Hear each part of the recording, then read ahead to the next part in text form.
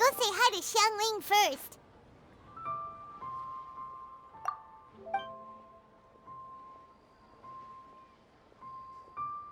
Huh? Xiangling? What a pleasant surprise meeting you here! Oh? Why, the pleasure is all mine, as is the surprise, surely. It must be fate that brings us together in this place. How have you fared as of late? Setbacks are inevitable over the course of a long journey.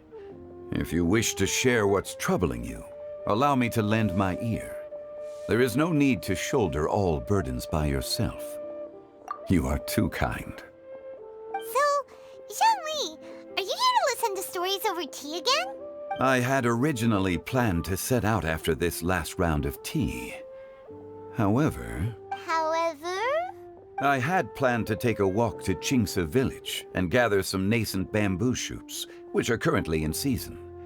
A villager there once gave me a small sample, and they possessed a most excellent flavor. Huh? Nascent bamboo shoots? Why can't you just use normal bamboo shoots instead? Wait, Paimon knows! Because Zhongli prefers the finer things in life, right? Okay, Mr. Particular, let me guess. Ahem. The nascent bamboo shoot has a uniquely tender texture and a delicate sweet taste that its normal cousin cannot match. An astute observation, Paimon. You know me well indeed. Lantern Rite is almost upon us, but besides the bamboo shoots, there are a few other items I have not yet procured from Director Hu's list. May I ask if you have already made arrangements for the days ahead? Well, we were planning to use the opportunity to say hi to some of our friends, but before we were able to figure out a schedule, we ran into you. Well then, might I invite you to imagine the sheer delight that is a soup cooked with the freshest nascent bamboo shoots in all the land. Generous cuts of pork belly and crisp, fragrant bamboo shoots placed together in the pot and left to simmer slowly for half a day. You're doing this on purpose, aren't you? Paimon's onto your plan. You just want to hoodwink us into fetching your bamboo for you. Why, I assure you, I would do no such thing. I merely wish to inform you of the freshest, most succulent and flavorful bamboo shoots one could ever hope to taste. Ugh. Let's go, Traveler. Paimon's taste buds can't take it anymore. Collecting a few bamboo shoots shouldn't take too long. Paimon has got to get her hands on some of that soup. Such fine specimens are indeed well worth the excursion. Very well. I shall leave the bamboo shoots to you. Should you have the good fortune to find some, please share them with me as well. See? Paimon knew he was just bamboozling us. However, there is no need to rush. The streets of Liu will be bustling with visitors and filled with all manner of celebrations during the festive period. By all means, go wherever your interests lead you. The nascent bamboo shoots would be but a wonderful final touch to a most exceptional feast. What an honor it would be to savor them in the company of friends. We're heading out. Enjoy your walk, Young Lee. Take care now, you two.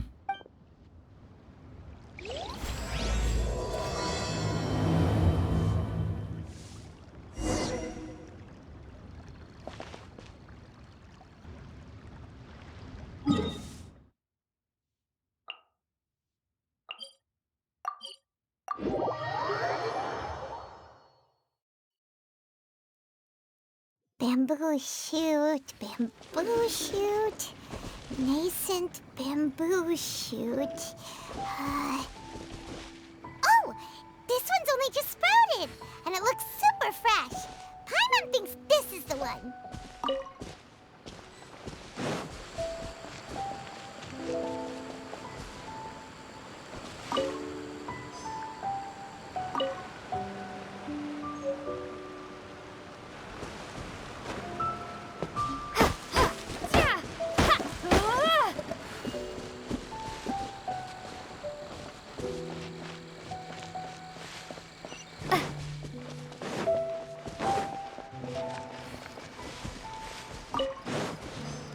should be enough.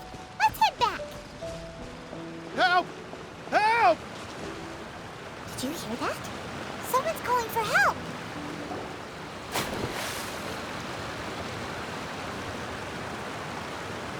Are you okay? Did any water go down the wrong pipe?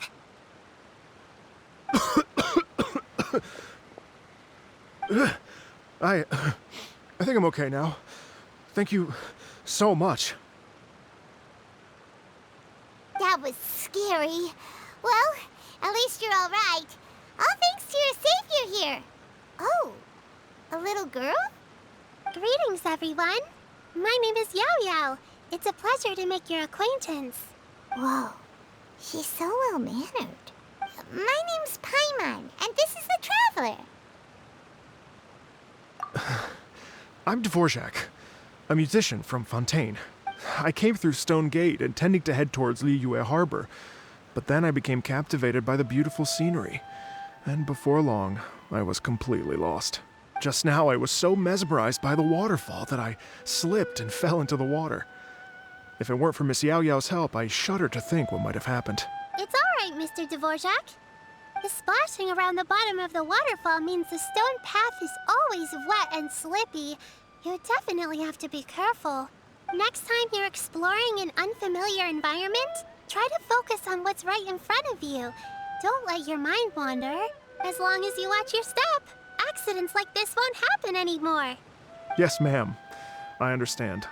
I'll remember to be more careful next time. Oh, are you hungry, sir? Oh, I'll be fine. Please, sir, it's quite all right. I was born and raised here in Liyue. It's only natural for me to extend my hospitality to any guests who are passing through. I expect you still have quite a long journey ahead of you. It's very important to keep your energy levels up. I still have some lotus flower crisps left in my backpack. Why don't we split them between the four of us? Aw, what a thoughtful kid! She even has some for Paimon! You're welcome. Mmm, so tasty. If only there were more. Having a healthy appetite is a good thing. It means Paimon's still growing. If I'd known I was going to run into you, I would have made a second batch. Hope you're taking notes, Traveler. This is how you treat your Paimon. What do you think, sir? Are Liyue snacks to your taste? I wonder if they're not sweet enough. No, they're perfect. When I was traveling through Mondstadt, I had a chance to try one of their moon pies. It had a meat filling, unlike these crisps. But apart from that, it seems like they follow a similar cooking process. Both are delicious in their own way. As for Fontaine's cooking, though, it's been a long time since I've had a taste of home. Sounds like you spend a lot of time on the road, huh? I do. It's part of my job. I'm one of the main organizers of the Iridescence Tour. Iridescence Tour? The Iridescence Tour is one of the biggest music festivals in Fontaine. We're looking to expand, though. Our aim is to hold a festival in every nation. At least, all the main organizers share this goal. Unfortunately, it's a long story, so I'll spare you the details. But anyway, so the main reason I'm traveling all around Tavad is to promote our music festivals. But I have some personal reasons, too. Well, what are they? Just tell us already. Let me see. Well, to explain it in full, I'd have to start with a story from my ancestors. I don't want to take up too much of your time. Oh, I love listening to stories. Mm-hmm. We want to hear it too.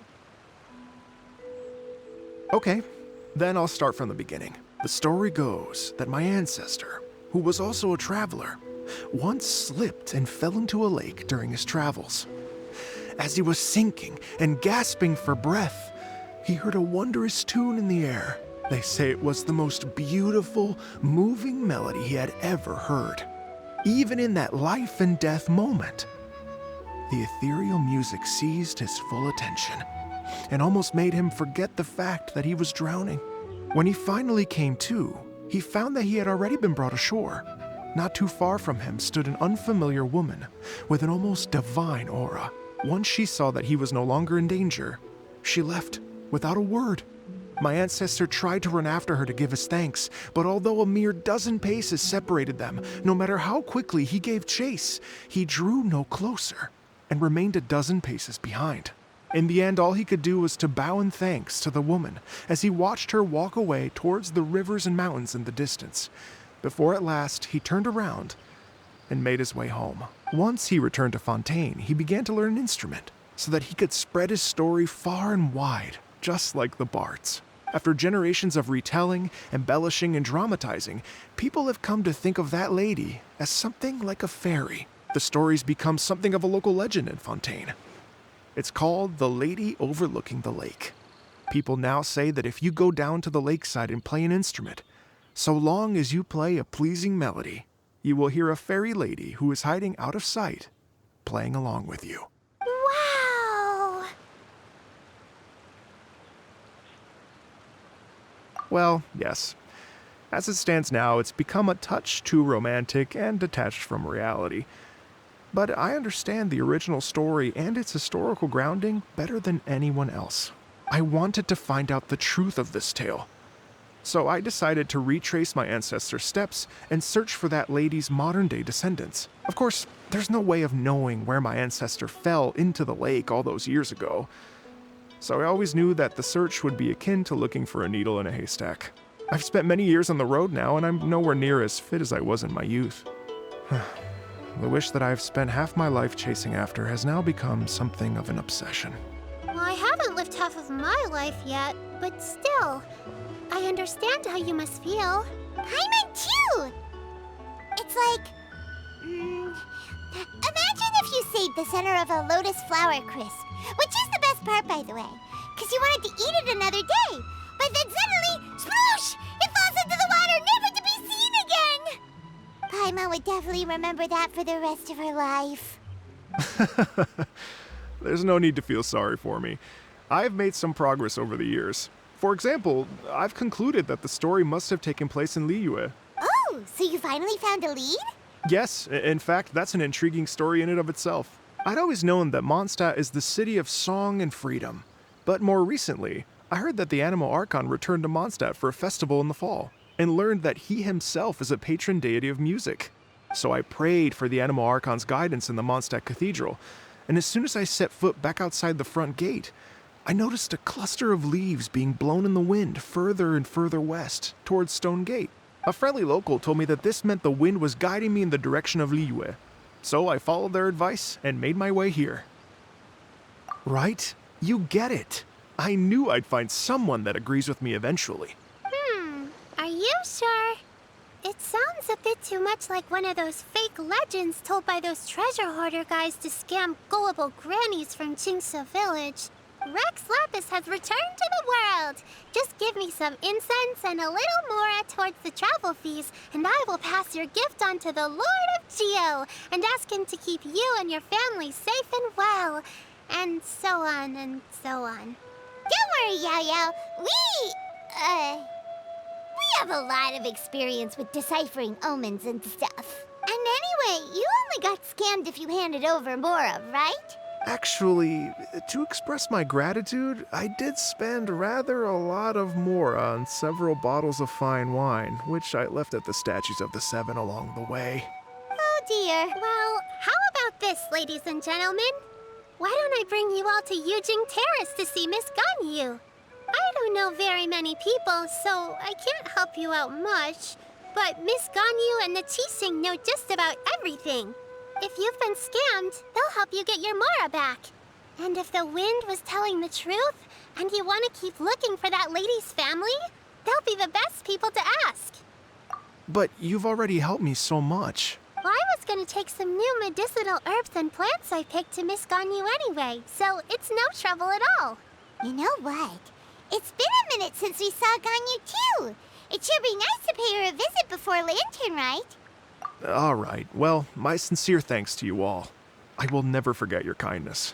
Okay, everyone. Please follow me. I'll be your guide. Remember to watch where you're going, okay? Uh-oh. Paimon's out of a job. Oh well. Paimon will just be a cheerleader instead.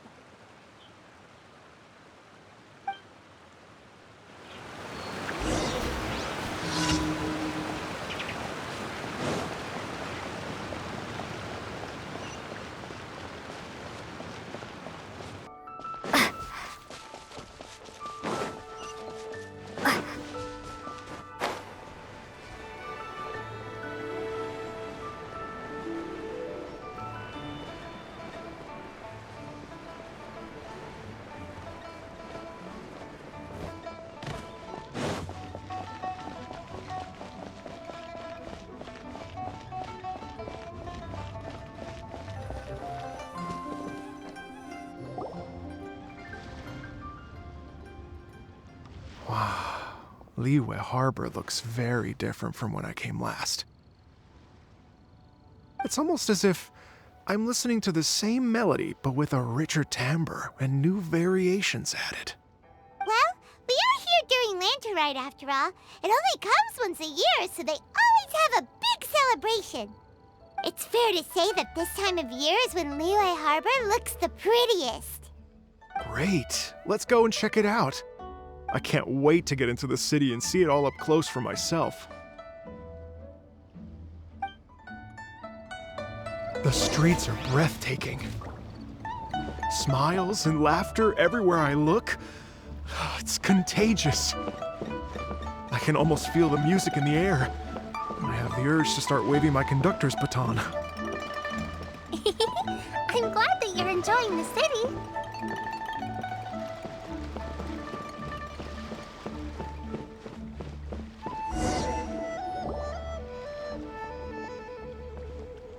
Hey everyone! Fancy meeting you all here. What a nice surprise. Hello, Xinyan. Let me introduce some new friends. They are... Traveler, Paimon, and Mr. Dvorak, right? I've known them all for quite a while. When I was last here to advertise a Liyue stop for the Iridescence Tour, Xinyan was one of the few people willing to give me the time of day. Well, feels like I've been chasing this Iridescence Tour bandwagon halfway around the world, but I keep getting stood up. What's going on, Mr. Dvorak? I'm so sorry, Xinyan. We've had a string of terrible luck recently, and every time we've tried to put on a show, something or other has come up to stop our plans from materializing. Is that right? I guess it can't be helped. So, what brings you to Liyue Harbor at this time of year anyway? Thinking of putting on a music festival during the Lantern Rite celebrations? A Lantern Rite music festival? Yes, please! No, I'm actually here on personal business this time. Oh, so no Lantern Rite music festival? I mean, that's not just up to me. Hosting a music festival takes a lot of funding and personnel. Moreover, I've never worked with the Liyue authorities before. Even if I were to start putting something together right now, I think it'd be too rushed. Wait, but we're going to meet the Liyue Qixing, aren't we? And they're the ones in charge. Uh-huh, that's right. Miss Keqing and Miss Ningguang can make anything happen. You mean... what? This is the perfect opportunity! Well, sure, it might not work out, but it can't hurt to bring it up as a suggestion. That's the spirit! See? Even the Traveler agrees with me. Mr. Dvorak, don't let yourself be put off by the fact that a few things haven't worked out recently.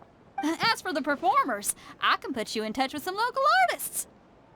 My friend Yunjin is a well-known opera singer in Liyue. With her support and a commissioned song from the Yunhan Opera Troupe, we should be able to get something going. But what about you, Xinyan? Are you just going to sit this one out? What do you take me for? If we actually manage to make the Iridescence Tour Lantern Rite Grand Concert a reality, you think I'd let anyone else perform the opening act? Wow! There's that rock and roll spirit! What do you say, Mr. Dvorak? Okay. I'll give it a shot. But the opening act is not something to be chosen lightly, Xinyan. I will judge your work by the strictest of standards, so please make sure you are fully prepared. Are you kidding? I thought you'd never ask. Whew, guess my shopping time's getting cut short. I'm gonna head back right away and start working on this. Yao Yao, if you run into your senior on the way to the Qixing, please send her my regards. Okay, I promise I will. Good luck with your music, Xinyan. You've got this, Xinyan! So about the senior of yours Xinyan mentioned just now, is that anyone we know? Yes, it's Xiangling. She's mentioned you two before. Xiangling's always thinking about cooking. Whenever she gets scrapes or burns, she just leaves them to heal by themselves. She definitely needs someone around her to look after her. I know you must have looked out for her a lot too in the time you've known her. So, thank you for that.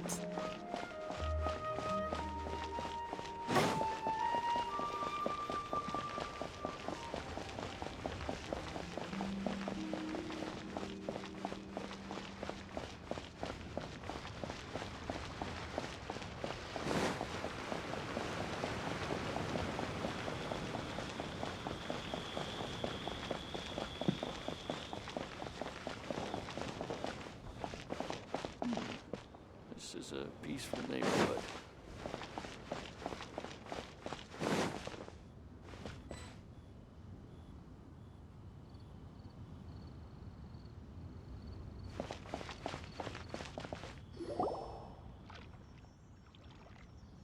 Oh, it's Master! Is it okay if I go and say hi to her? Oh, calm down now, dear. I'm not about to run off anywhere. I'm not a bundle of energy like you. I haven't seen you in days, Master! I've missed you. Oh, bless you, Yao Yao. You do say the sweetest things. Ah, look who it is. Visiting friends during the lantern rite, are we? You're half right, Madam Ping. We were also trying to help out Mr. Dvorak over here. We were on our way to take him to see the Qixing. Hello, ma'am. I am a musician from Fontaine and an organizer of the Iridescence Tour. I don't suppose you've heard of it. Master! The Iridescence Tour is a super famous music festival. Oh, an old lady like me wouldn't know much about that sort of thing. A music festival, you say? It sounds terribly exciting. Oh, right! Madam Ping, how would you feel about that? You're an elder of Liyue, and you know all about Liyue's cultural traditions. Hearing your thoughts would definitely help us figure out how best to approach it. For example, do you think it might be a bit too modern, or is there any other issue? Why, not at all. Music pays homage to history and culture, and it can also be a bridge between different civilizations. Times change, and the music enjoyed by the youngsters of today is no doubt very different from the tunes I was accustomed to in my youth. Nevertheless, all fine things in life can be appreciated. And so, I look forward to it immensely. Hear, hear. I do believe that, my own dear grandmother aside, you are the wisest old lady I've ever met. Goodness gracious, you're all being suspiciously sweet today. Yao Yao, whatever have you been feeding them? Master, you're in such a great mood today. You're even cracking jokes with the rest of us. Oh, well, I'm sure you must have plenty to be getting on with. Yes? Run along now. Don't let me hold you up. Thanks, Madam Ping. We'll see you again soon.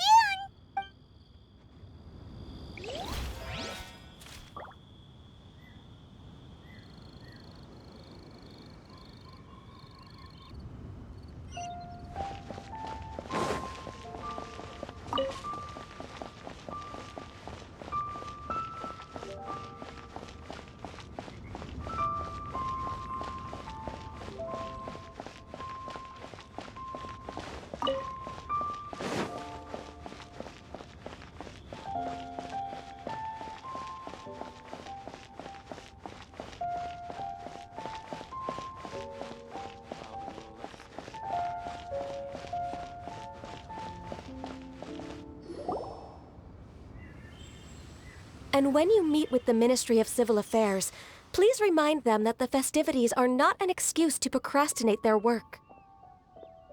Understood, Miss Ganyu. I'll take my leave now. Ganyu!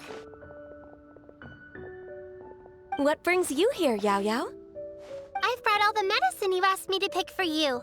Oh, and here's a pack of sweet flower seeds as well.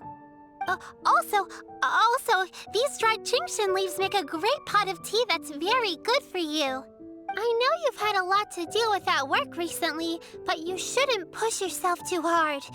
If you're not careful, you'll end up falling asleep in the grass again. Well, this is weird. It's like a responsible younger sister talking to their disorganized older sister.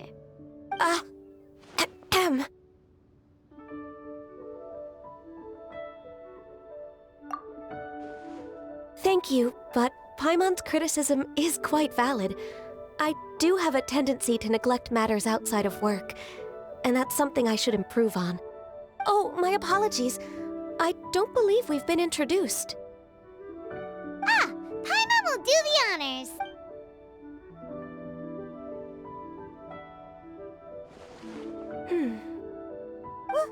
What's wrong?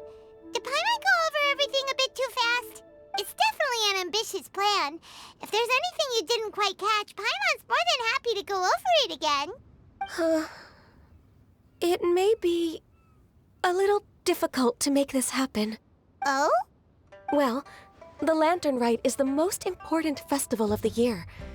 Our celebrations must not only be visually spectacular, but also appeal to the tastes of Liyue citizens from all walks of life.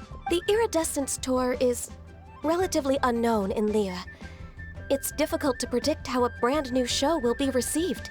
It would be quite risky for us to bet everything on this one music festival. All very valid points. I completely understand. Therefore, we will not replace or cancel any of our pre-existing program.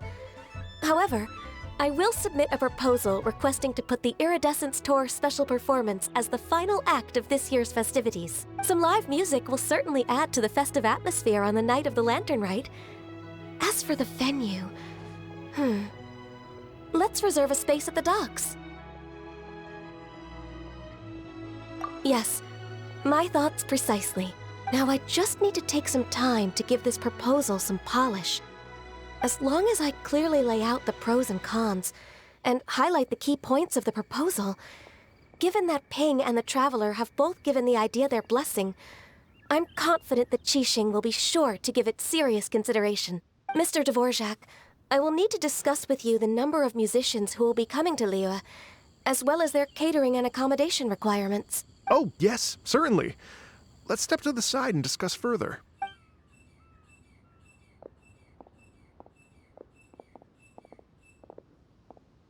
As soon as there's work to do, Ganyu's as diligent as ever. I couldn't agree more. Master once said that everyone has things that they are good at and things that they are less good at. So, with that in mind, Ganyu shouldn't feel compelled to become perfect at absolutely everything. I'm good at taking care of people, so that can be left to me. Wow. Hey, Yo-Yo, can you take care of Paimon too? Paimon's getting hungry again. I'm afraid my backpack's empty now, but if you let me know what you like, I can bring you some of your favorite dishes next time we meet. Apart from lotus flower crisps, what else do you like? Anything sweet, and anything that's made from slimes.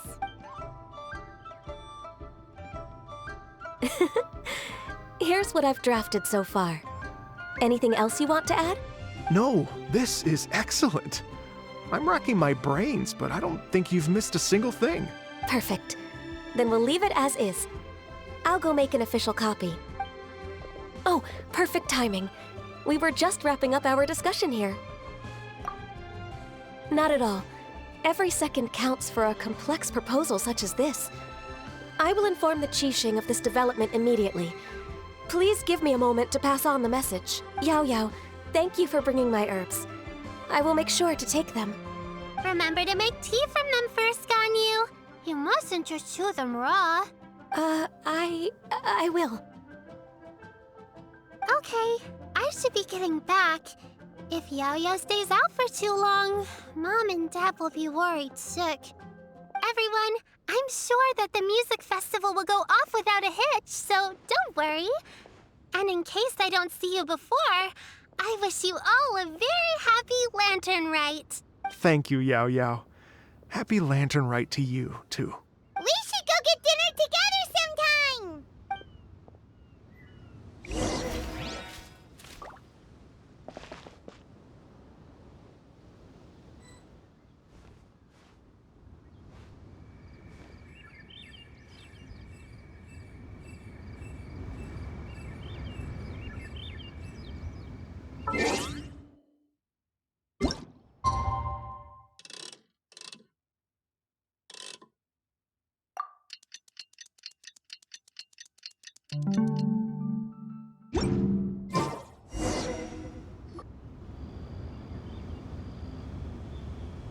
Greetings, Traveler, Paimon, and Mr. Dvorak. Call me Kuching. Ganyu has brought me up to speed on everything. I'll get straight to the point. The Qixing have approved Ganyu's proposal.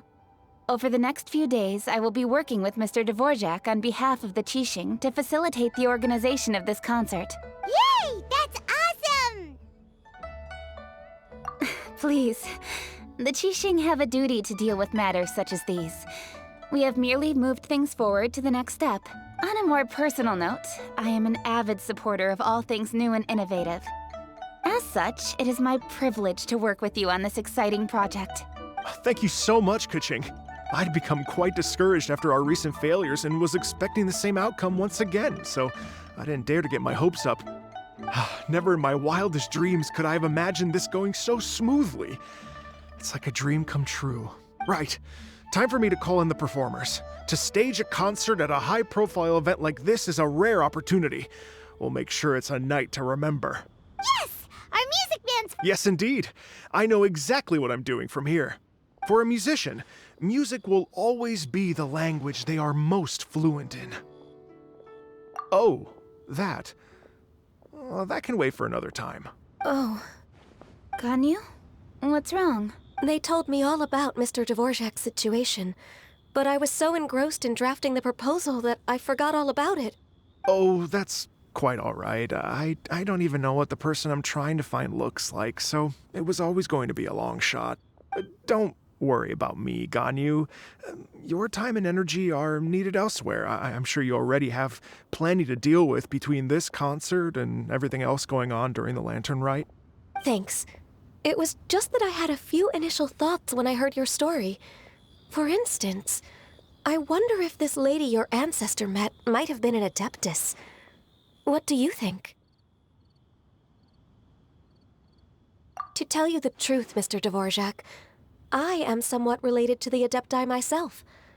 I am part human and part Qilin.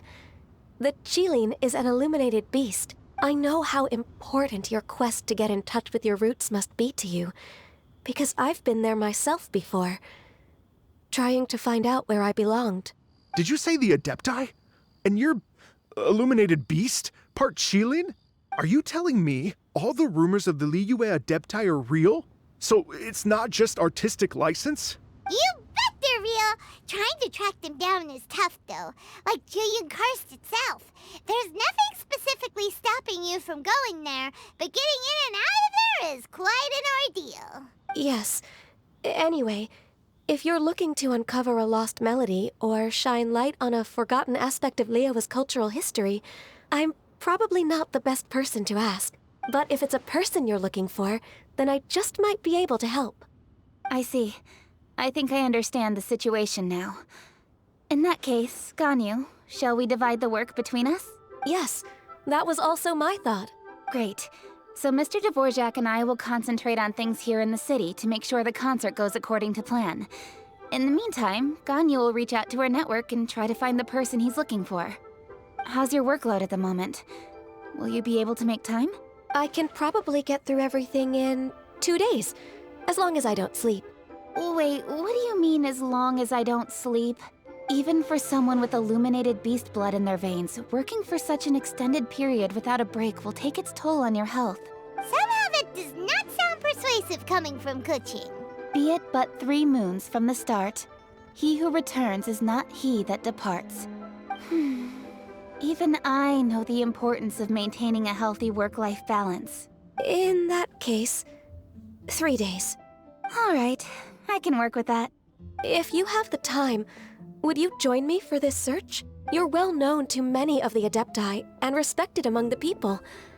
I'll feel much more at ease with your company. Okay, then let's meet back here in 3 days. Watch this space, Mr. Dvorak. We'll get to the bottom of this. You're all so helpful and kind. I just... Just think. Imagine if we found the Adeptus lady, or one of her descendants, and got them to come to the performance. Wouldn't that be amazing? It'd be such a happy reunion. And that's exactly what this festival's all about. You're right. Okay, I'm gonna pull out all the stops to make this Lantern Rite a true extravaganza. We should probably get going. Mr. Dvorak, could you come with me to confirm the site? Ooh, we're coming too! I was wondering, what are your thoughts on music? What does it mean to you? Music sounds nice? Truth be told, The question of what music means to people is one that I've been pondering for quite some time. Let's revisit this question after the concert. Lantern Rite means that a new year is upon us. Why'd they have to give me that transfer? Lady Yuhong? Baiwen, what is it? Per Lady Ningguang's orders, I've been gathering intelligence outside of the city with the goal of uncovering and dispatching any trouble ahead of the festival. I am told that a strange melody was heard somewhere along the coast. I was wary of investigating further on my own, so I was just on my way to report this incident to Lady Ningguang. But I'm worried that if we don't act right away, we may miss the window of opportunity to take appropriate action. I understand. In that case, Yeah, Kuching, you're busy enough as it is. There's a ton of different things in the city that needs your attention. Leave it to us. Don't worry. Whatever it is, we'll definitely be able to handle it. Well, she will handle it. With the Traveler on the case, it's as good as dealt with. Thank you. This will be a great help. I will inform Lady Ningguang about the situation. Once it's resolved, please come and find me again at Yujing Terrace and let me know. Will do! And say hi to Ningguang for us! you have my thanks too. Stay safe and come back as soon as you're finished. Good luck. Can't beat the atmosphere here at Leland.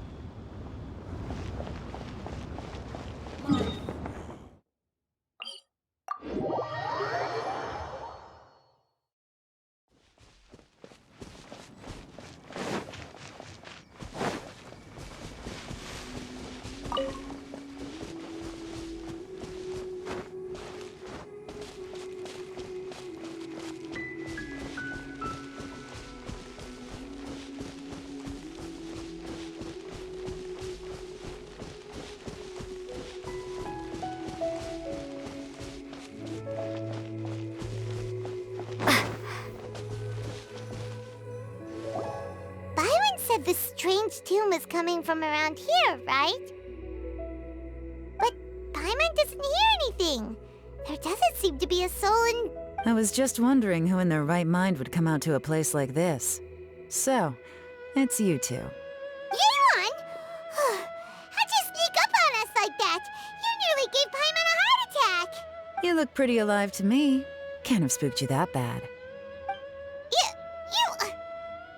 Fair enough. Ah, you're here for that too? Saves me a bit of explaining. Come with me. I've already reconned the perimeter, so we should be safe.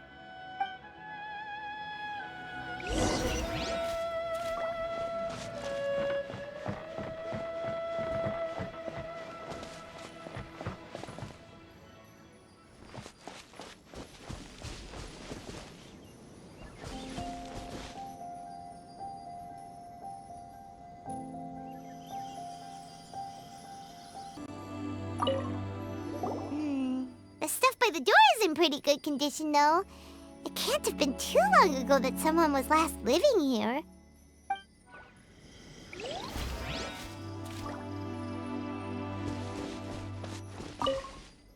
This place is completely empty. There's nothing valuable left here at all.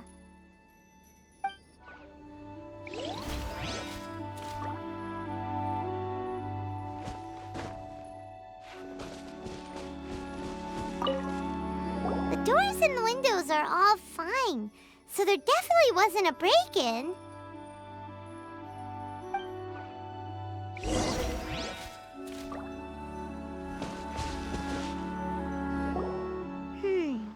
How strange. It looks like it's been looted, except for the fact that there's no sign of a struggle. The bad guys could have sneaked in while the owner was gone, but then how do you explain why the door and windows are intact? Seems you've done a pretty thorough inspection. So, any theories on what might have happened here? Yeon, you didn't hide some of the evidence from us on purpose, did you? Why would I make this more difficult for you? We're on the same side here. Okay, well... Paimon gives up then. Paimon's got nothing. What about you? Give up as well?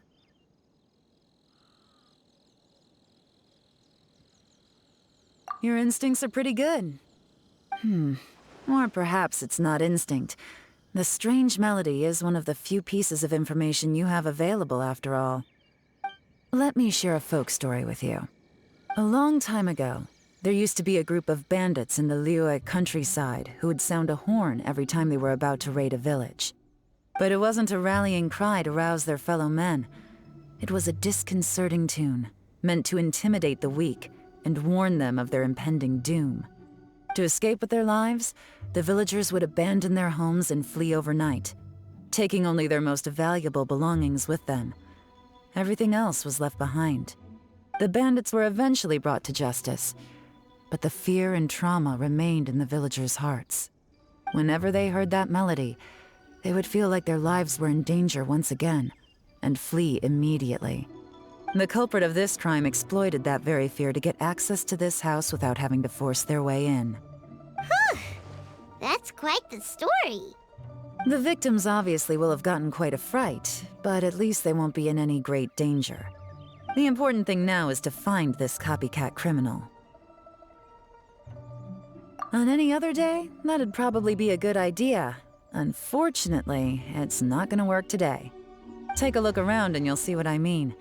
This criminal is clearly well-versed both in using music to commit crimes and in making a clean getaway. Not only did they stay off the muddy road to avoid leaving footprints, it looks like they were also careful not to bring any gadgets with so much as a trace of elemental energy. Evidently, they were intent on keeping even the most experienced investigators off their trail. Unfortunately for them, I'm one of the best trackers in the business. They're not about to get away with their little scheme on my watch. So basically, if we want to find the culprit, we just need to follow Yelan.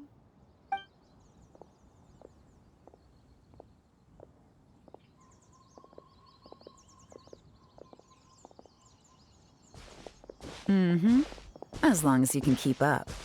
Since the culprit's trying to be cautious and low risk, I'll bet they left through an area with some vegetation for cover, but not so much that it would slow them down.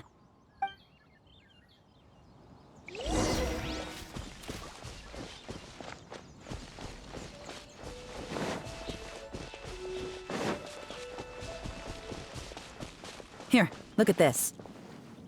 These tracks are superficial, but they definitely didn't occur naturally. Something heavy was being dragged this way, meaning we're headed in the right direction.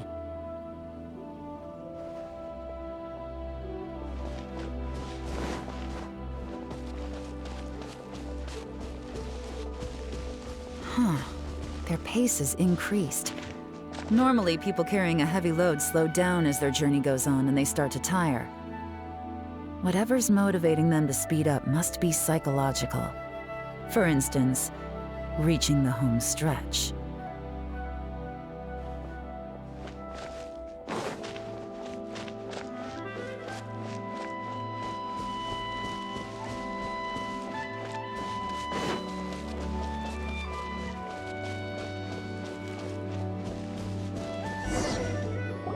There they are! Look! A treasure hoarder tent!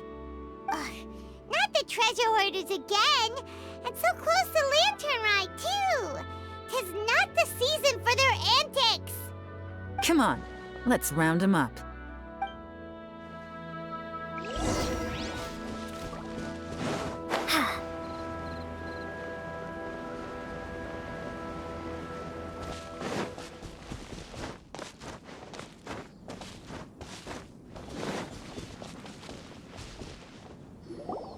Hey! Who are you?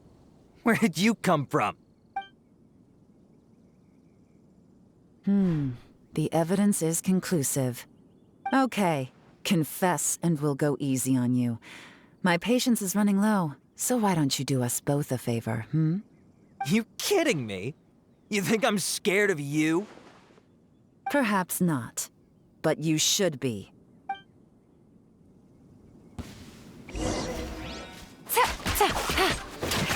You're open!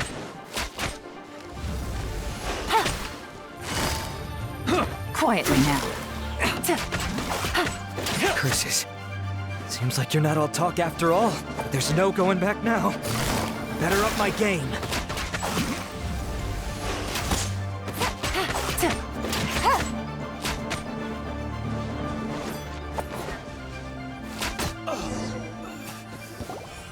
Mercy! Have mercy! Oh, it's a little late for that. I've come this far, I might as well finish the job. I surrender! I surrender, please! I'll do whatever you say. Please have mercy. Tell us everything. You have one chance, and I'm warning you. Don't make me ask twice. I won't, I swear. So Lantern Rite's nearly here, and like a lot of people, I wanted to buy a few nice things. I know I'm with the treasure hoarders and everything, but I don't really have any kind of experience with robbing people and whatnot. So I don't have the guts to break into somebody's house. Wow, you're really going to complain to us about that? No, not at all. I'm just telling it how it is. Okay, continue. I racked my brains trying to think of what I could do, and eventually I remembered something from back when I was a kid. The bandits would blow their horn, and my grandma would grab us kids and run. I remember the tune, so I figured I'd try it for myself. I mean, just to see what would happen. At first, anyway, I seriously didn't expect that family to pack up and leave. But they did. And they just left all their stuff right there for the taking. It was too easy. I couldn't resist. It was completely wrong of me. I know that now. I'll return everything that I took. It's all still in perfect condition. It'll be like it was never gone. Please, give me a chance, huh? Let me make it right. Give you a chance, huh? Sounds to me like you'd rather strike some kind of a deal than spend Lantern Rite behind bars. Yes? Yes? You know how to bargain, I'll give you that. It's just a pity that you didn't confess at the first opportunity. You'll have to take a walk with me. Once we've returned the goods, we'll find the owner of the house, and you can apologize to them in person. After that, I'll escort you to the Ministry of Civil Affairs. Yes, ma'am. You know, as a former victim of this kind of crime yourself, I doubt anyone understands the fear you inflicted quite as well as you do. Does your greed matter more to you than your fear? More to the point, if you can play a tune from memory, don't you think you should be capable of making an honest living? You mean... That's enough hints for you.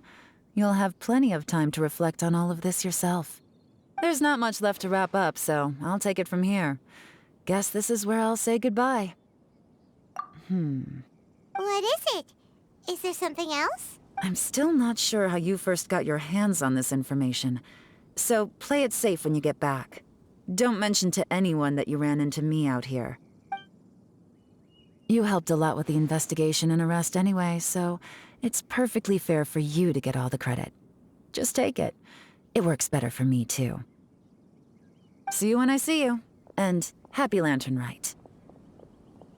Yeon's such a pro at this. With her taking it from here, it's as good as resolved. Whoosh! Random event, a strange melody, complete! Although, it's kind of a shame that we never got that treasure hoarder guy to play the melody again. Right? How could anyone not be? When we were chatting with Mr. Dvorak, music seemed like such a positive thing.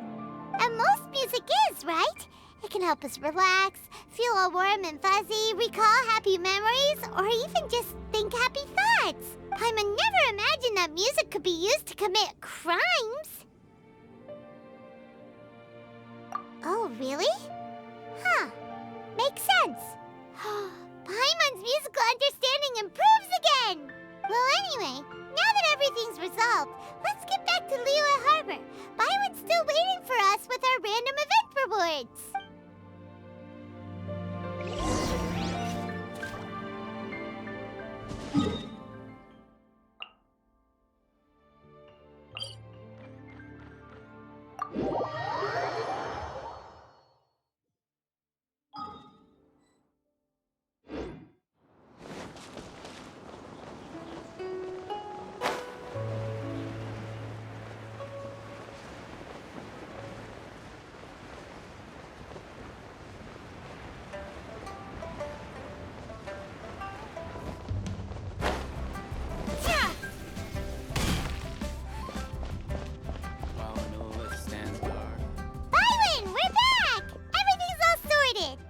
That's great news!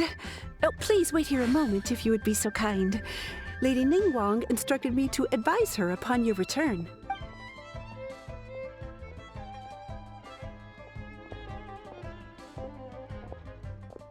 My greetings to both of you.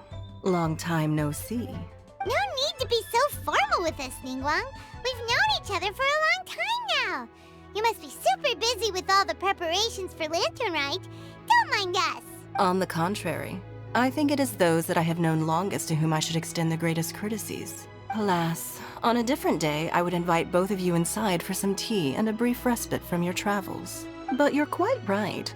Trivial matters aside, there's no escaping the fact that we have a grand concert to organize. Once the performance itself is over, we'll then need to invite the representatives of the Iridescence Tour for a discussion on future collaboration opportunities. The financing arrangements alone could well entail many rounds of discussion. Simply put, there will always be work to do. Whoa, you're already thinking that far ahead? Well, we can discuss more current affairs if you'd prefer.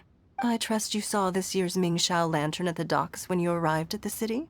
Yeah, it looked like a goose. Which Adeptus is it modeled on this time? Sea Gazer. I believe you're familiar with the name.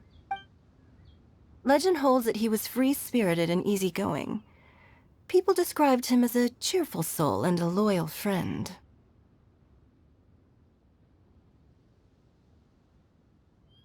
On this marvelous lantern rite, we pray that the fallen heroes may be guided home. If the sound of music can flow like the rivers and streams into every corner of the land, perhaps the souls of those who have gone before us will hear the song of a new era. I wonder whether the melodies will be to their liking. Oh, they're gonna love them. At least, if the guy you mentioned is anything to go by, the Adepti and Heroes of the Past sound like a positive and free-spirited, cheerful bunch. They're sure to be open to new music. Well, let's hope so. I heard that you'll be going on a search with Ganyu to find the descendants of a fairy lady from a Fontaine legend. I'm sure this quest to uncover the truth behind an ancient story will turn into a most charming tale. Do share it with me, won't you? I couldn't bear to miss out.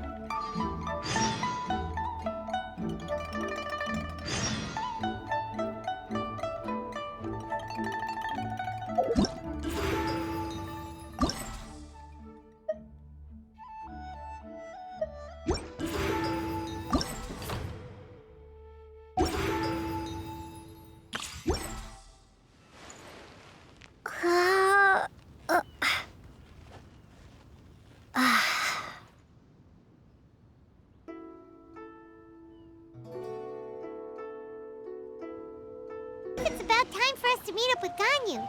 Let's head to Yujing Terrace.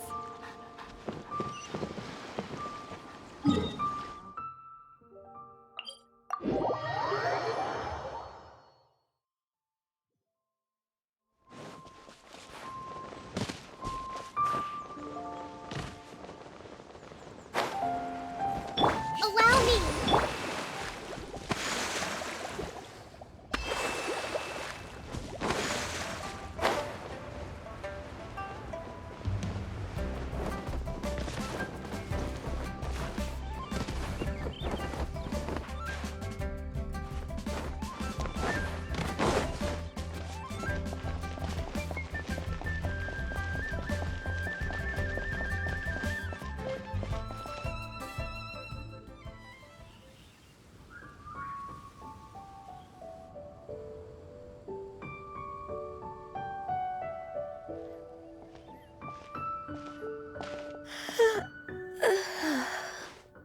Greetings, Traveler and Paimon.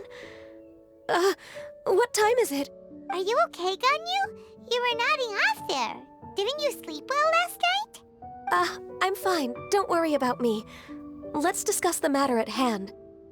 Since last time, I've been thinking a lot about the story Paimon told me.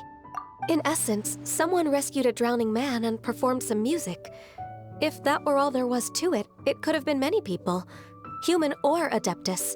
But the tune was allegedly so wonderful that the drowning man forgot about everything else, even his own impending death, and only came to his senses after being brought to shore. Perhaps there was an adeptal power at work in that music that he, as a mortal, could not perceive. Or perhaps he sensed a power surrounding him but lacked the words to describe it, not knowing where it came from. Either way, if this part of the story is true, then the rescuer has to have been an Adeptus. You really think so? But this story is all the way from Fontaine. Isn't this a bit of a long shot? Also, Paimon's really curious about how people from Fontaine think this fairy lady looked. Then she'd look just like Ganyu. Guess that does technically make sense. Actually, Ganyu, if you had to save a drowning person, how would you go about it? Huh? Me? Well, I'd get them to the shore, and then I'd probably hide behind a tree and watch them for a while. Once I was sure that they were going to be okay, I'd slip away without a sound. Got it.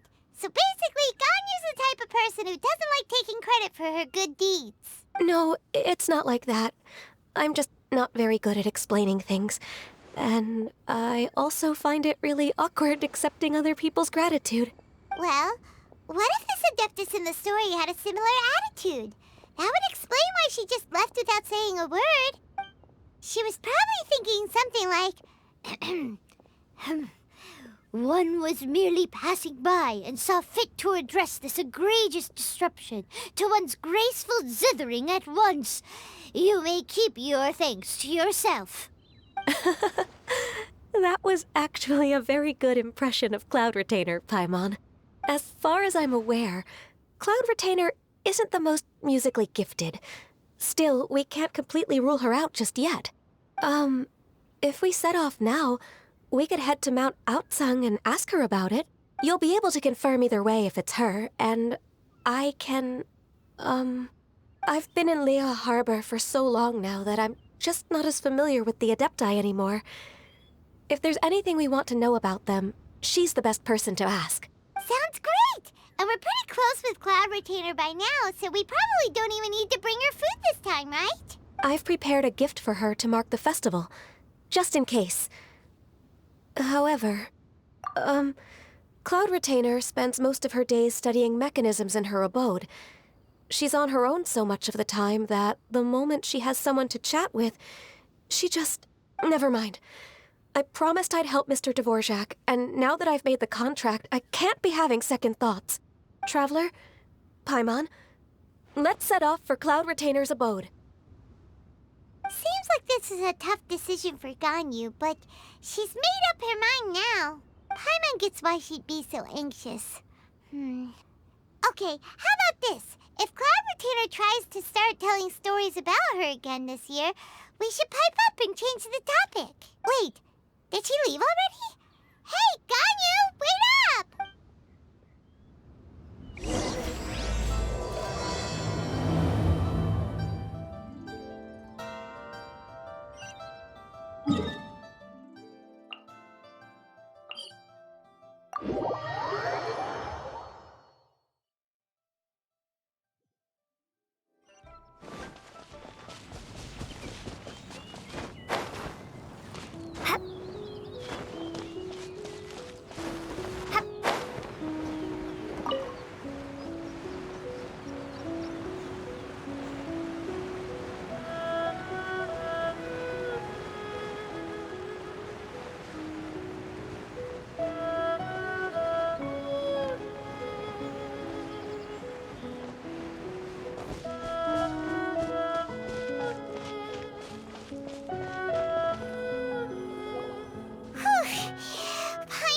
tired from trying to keep up. Don't either of you need to take any breaks? I can't believe it. Cloud Retainer is not here. Huh? Did we miss her?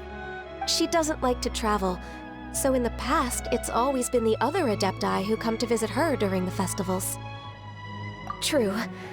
Now that I think about it, Cloud Retainer would be quite capable of taking care of anything on her own. There's no need to worry about her. Since she's not here, I guess the next step is to check all the other Adepti abodes, one by one. Uh-oh. Will it involve a lot more traveling? Got it! Paimon has a great idea! Please go on, Paimon. Our goal here is to find the Adeptus that helped Dvorak's ancestor, right? We can't hear any music right now, but if she's really as nice as the story suggests, she'd definitely come to help anyone who was drowning, right? Yes, I think that's fair to say. So, all we have to do is get the Traveler to pretend to fall into the water, and the Adeptus will come to the rescue! You know perfectly well that Paimon can't swim! Paimon would sink like a rock! Just trust Paimon! The water's pretty deep over there! Quick, swim to the very center!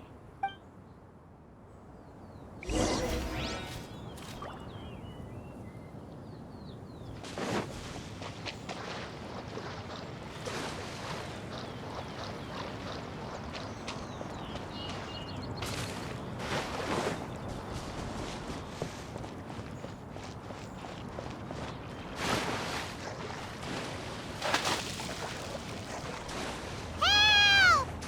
Help! Someone's drowning!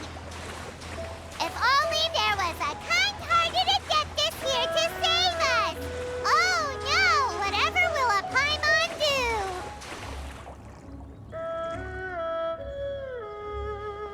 do? What is going on?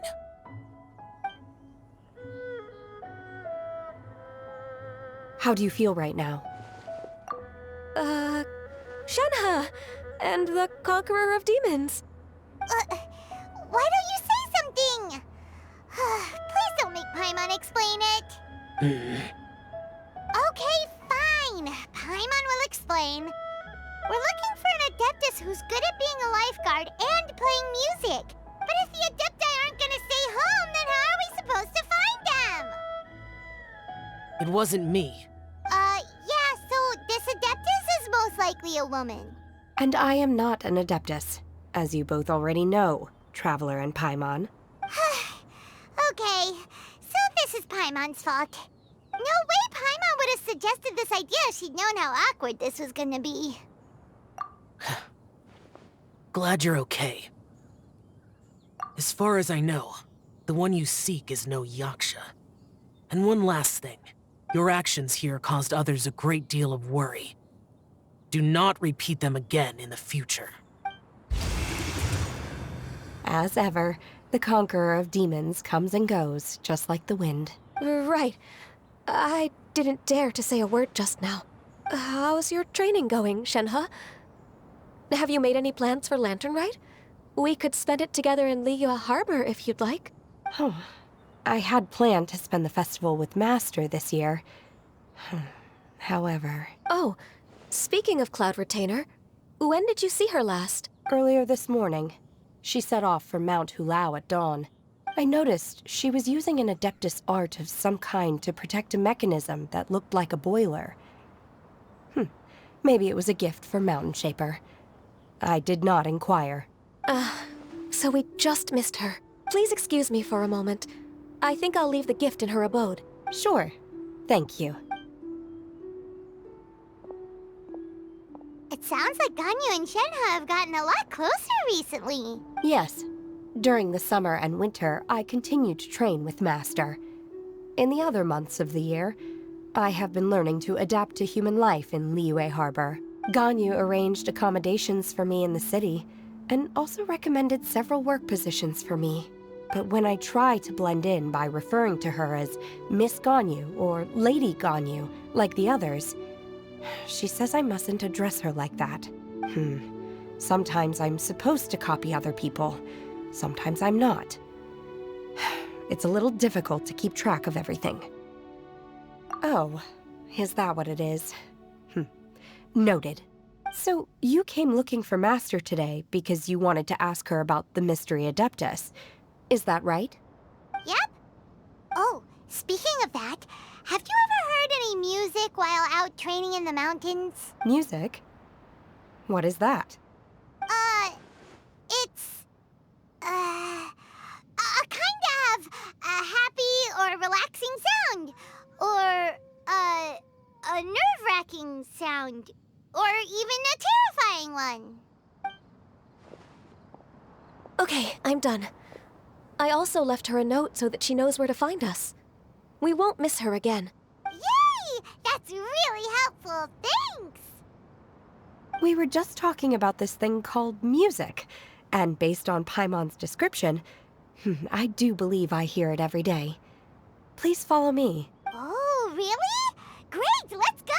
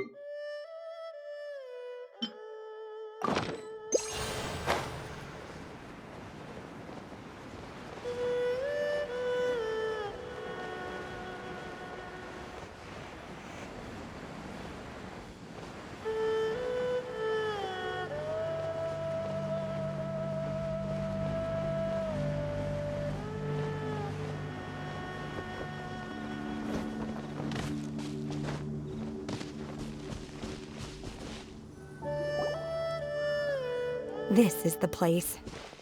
I enjoy training here to the sound of music. Oh no!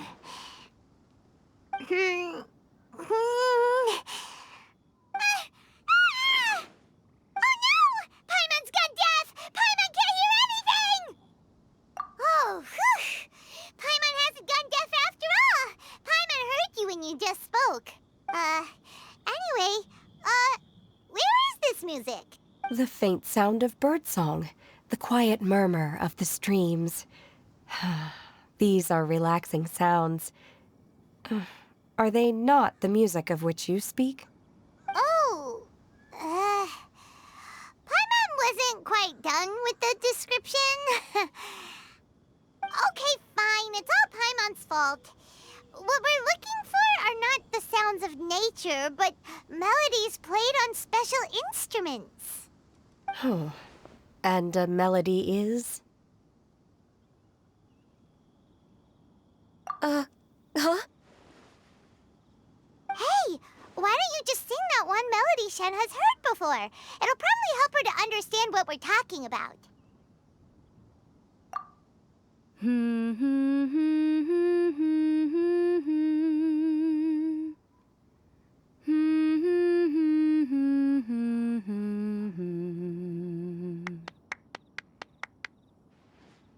Oh, was that from the opera that Yunjin sang?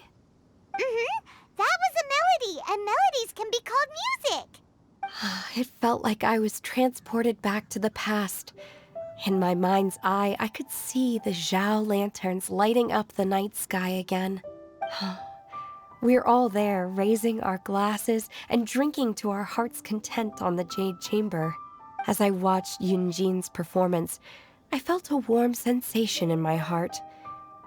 And as the drink reached my stomach, it went from warm to hot. When you hummed that melody just now, feelings from a whole year ago came right back to me, as strong as they were on that day. So that's the power of music. Wow, Shenhe. That was so deep! Music definitely has the power to bring up memories. It's like a time capsule with all the special moments from our life squished inside. What about you, Ganyu? Are there any melodies that have left a deep impression on you? I don't remember if my parents ever sang any lullabies to me.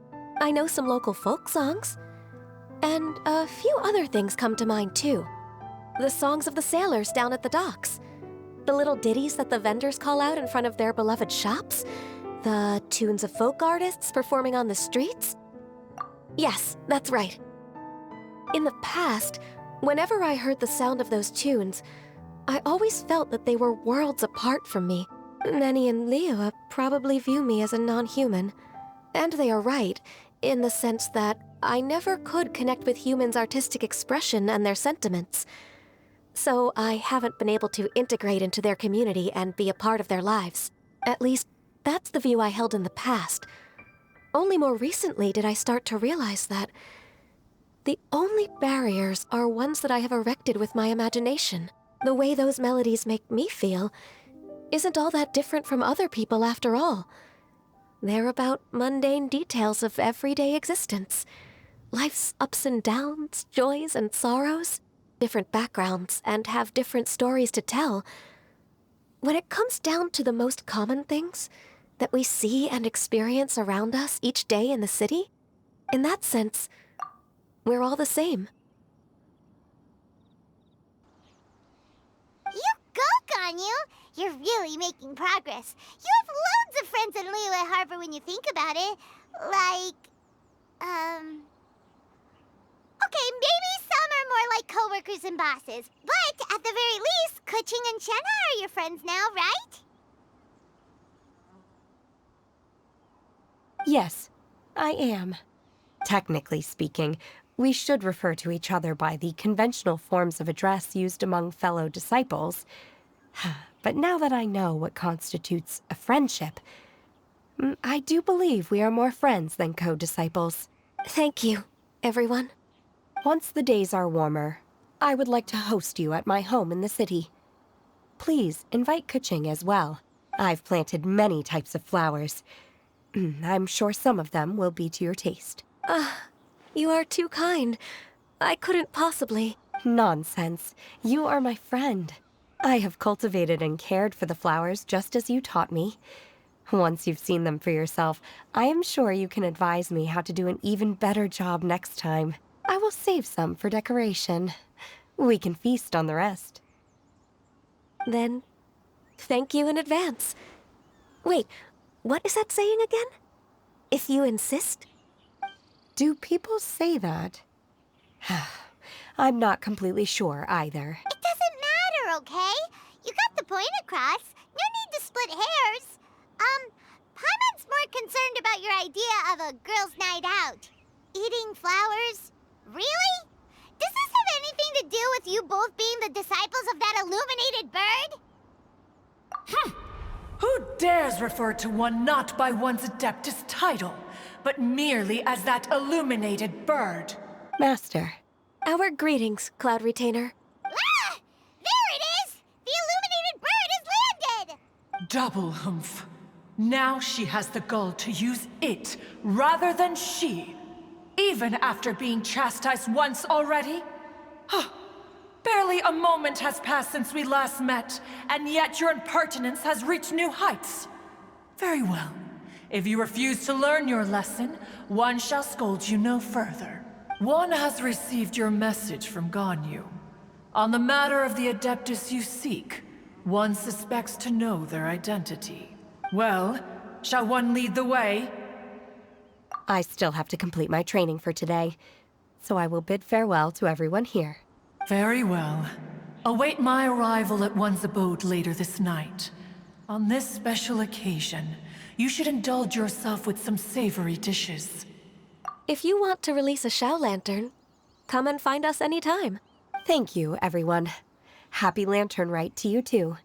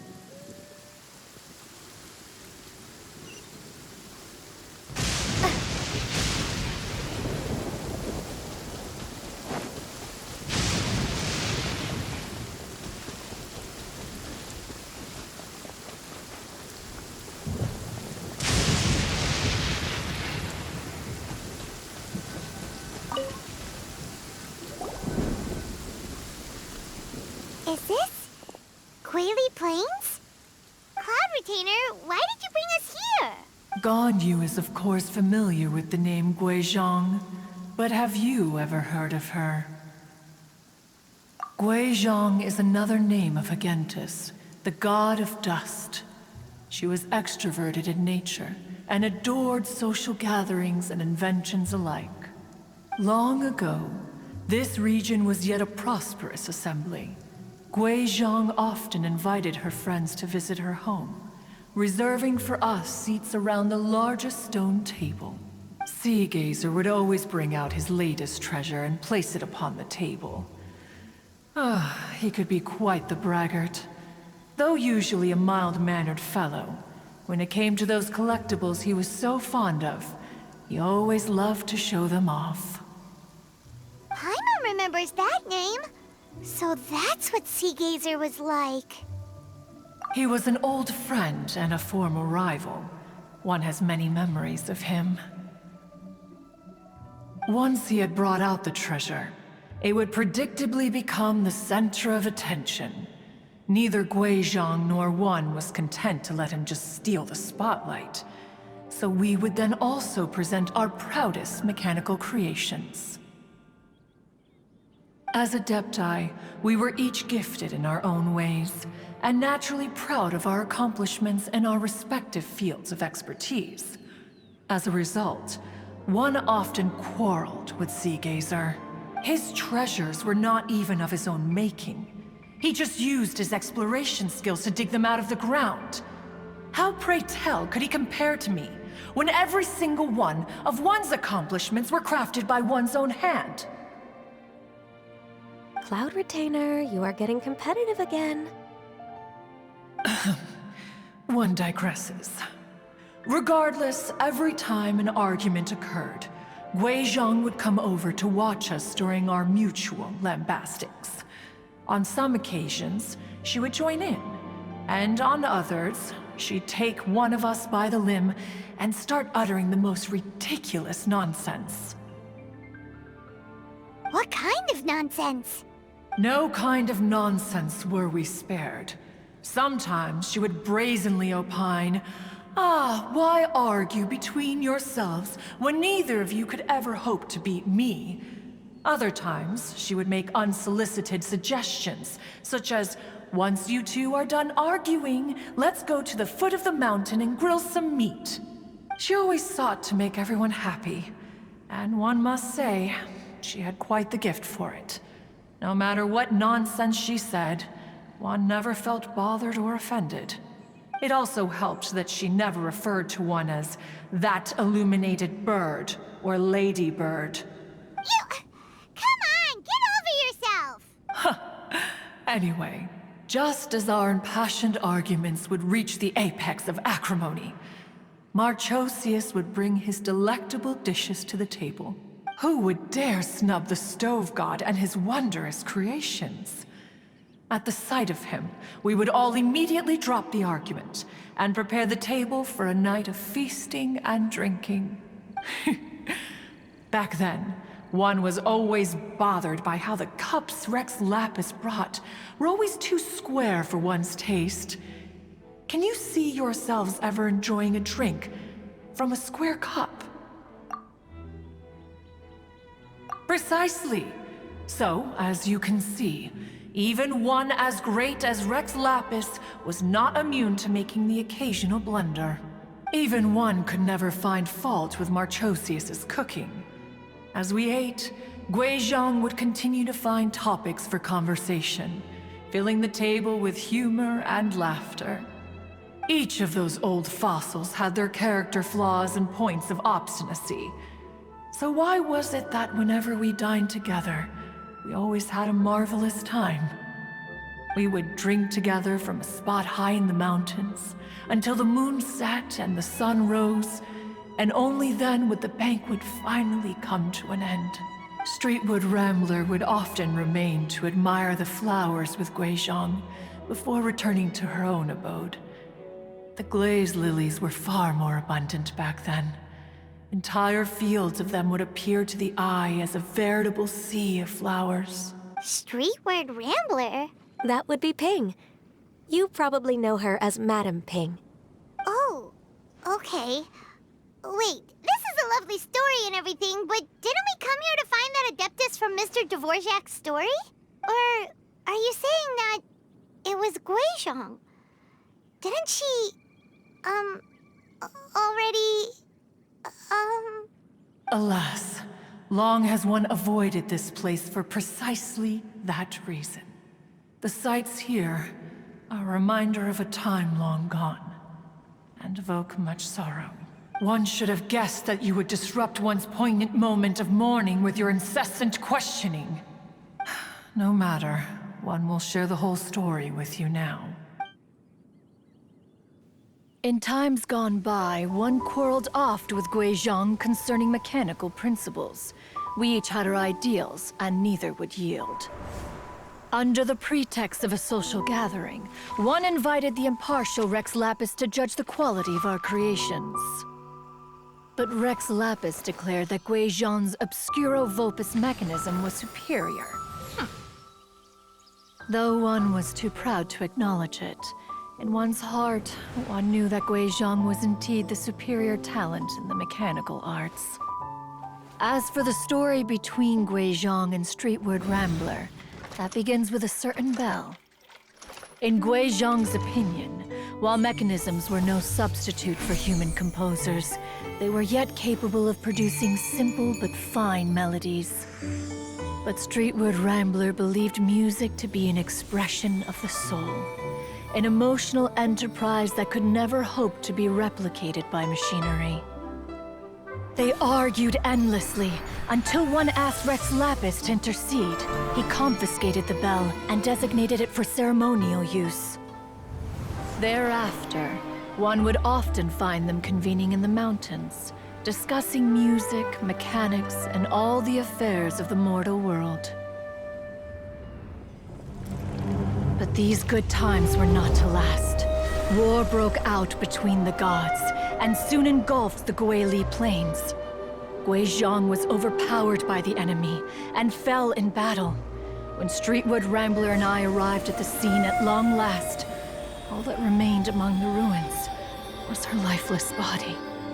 After this, at Streetward Rambler's request, Rex Lapis granted her the cleansing bell for safekeeping. To honor our friend's memory, one made a few finishing touches to her ballistic device. Many lantern rites have passed since then. Many greetings and goodbyes. Upon what do you gaze? The Guili Plains? No. It's everything.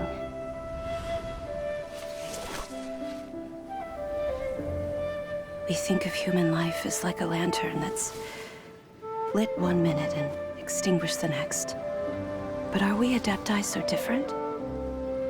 Perhaps as dust settles after a storm, we too must one day return to the world below. One has always been austere and private by nature, and has never relished socializing. One's dealings with Guizhong were born out of discussions on the discipline of mechanics. What? You have loads of friends, and you seem pretty chatty. Just because one is not ignorant of social graces does not mean one is fond of them. One is perfectly capable of partaking in conversation despite being introverted.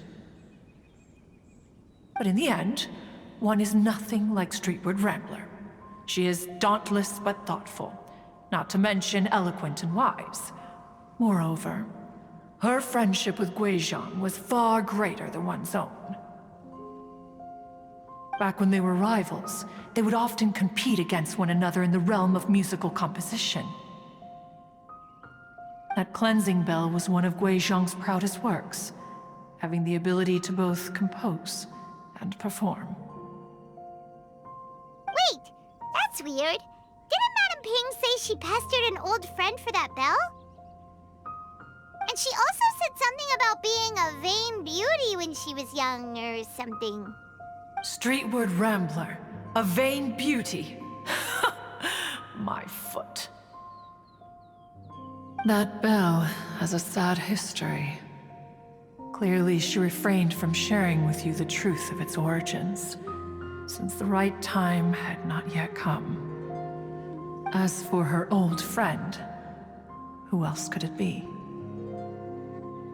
As soon as Streetward Rambler heard that a certain Zhong Li wished to borrow the bell, she realized that the man was none other than Rex Lapis, and that he had made an enormous decision.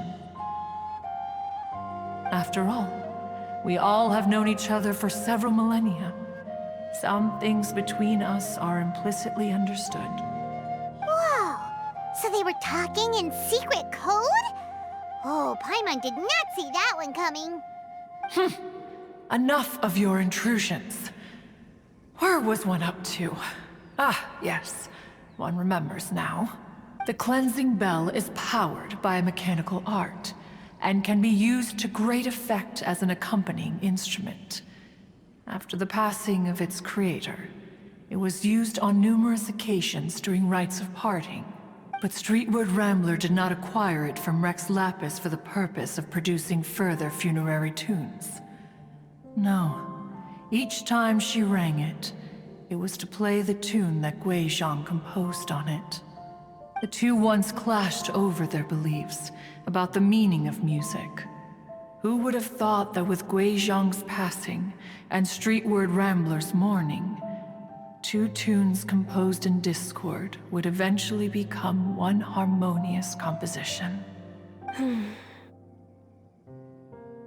Once upon a time, Streetward Rambler also loved gatherings, liquor, and music. But after Guizhong passed, she preferred her own company. She could often be found sitting alone at a mountain summit, contemplating and reminiscing with her zither. The music would go from mournful to soothing to impassioned. Many years passed before she finally composed a melody to her satisfaction. In celebration, she played the tune to the clouds. Regrettably, one has only ever heard her play that tune once. Which brings one back to the matter you've been investigating. Perhaps it was during that performance that the ancestor of your Fontaine friend fell into the water and was saved by Streetward Rambler. But if she was so happy with the melody, why would she only play it once? One was also greatly perplexed by this. After suppressing one's curiosity for a long while, one finally approached her and asked why she would retire the tune after having spent so long on it. In response, she said, "Though the strings that played that melody survive, the one who inspired it is gone. Tell me, Cloud Retainer, when the one attuned to my soul is no longer here, who else could hope to understand this tune?" Aw, poor Madam Ping. I just remember being taken care of by you when I was young. Once the Archon War came to an end, I stayed behind in Liyue Harbor to honor my contract. Although I met Guizhong a few times, I never knew anything of this particular story. Guizhong was quite the visionary, but tragically passed before her time. Her manuscripts still lie unfinished in the realm of clouds. Blank pages give one cause for contemplation on what might have been. Had you not decided to search for that mystery Adeptus, perhaps these stories, too, would have been lost to the sands of time. As of now, you know the truth. That the Adeptus who rescued the drowning man was none other than Streetward Rambler. Do you intend to discuss this with her? Do you mean Ping might find the topic too distressing? Precisely. The passing of our old friend is a heavy topic that both of us are usually careful to avoid. If I may be so bold, Cloud Retainer, could it be that this is just your own personal opinion? Oh? How so? I've been in Liyue Harbor for quite a long time now, and I've witnessed many farewells along the way. So I, too, am well acquainted with the pain of the passing of a loved one. But this doesn't bring the city or its people to a standstill. They have to keep moving forward. Someone as perceptive and wise as Ping will surely have come to understand and embrace this. Though these immortal mountains have lost an adeptus, the harbor of mortals has gained a wise elder. No loss can ever be undone, but there is always much that can still be gained. Ping has helped countless people, and will guide many others in the years to come. And all to whom she extends a helping hand become her friends. People she can admire flowers and discuss music with. Though it is heartbreaking to lose a kindred spirit, life goes on, because there are new friends waiting for you further down the road. We even asked Madame Ping what she thought about adding a music festival to this year's Lantern Rite. Oh, when we get back, why don't we just ask her if she'd like to perform? Maybe we can even get her up on stage. You youngsters and your imaginations. Why don't you come with us? It's been a long time since you last spoke with Ping, and Liyue Harbor is always decorated so beautifully during the festival period. Is not every Lantern Rite the same in this regard? Were there ever anything new to discuss? One in Ping could meet any day of the year. I disagree. Each new day and each new year is different from those that have come before. How long will you simply let them pass you by?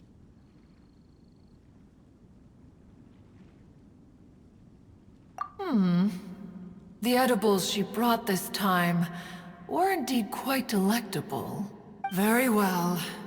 Then one will be off. If the other old fossils have sneaked away into the city to amuse themselves, one shall soon find out. All right. We should be getting back to the harbor as well. We don't want to keep her waiting. Once the Guili Assembly, now the Guili Plains. Say, if we planted flowers there and cared for them carefully enough, do you think that one day we'd be able to recreate the Sea of Glaze Lilies? Allow one to take back one's praise from a moment prior. You are still far too given to flights of fancy, child. What? Cloud Retainer? You were still listening? One observed that you were making no effort to leave, and returned to chasten and hasten you. This time, one is departing in earnest.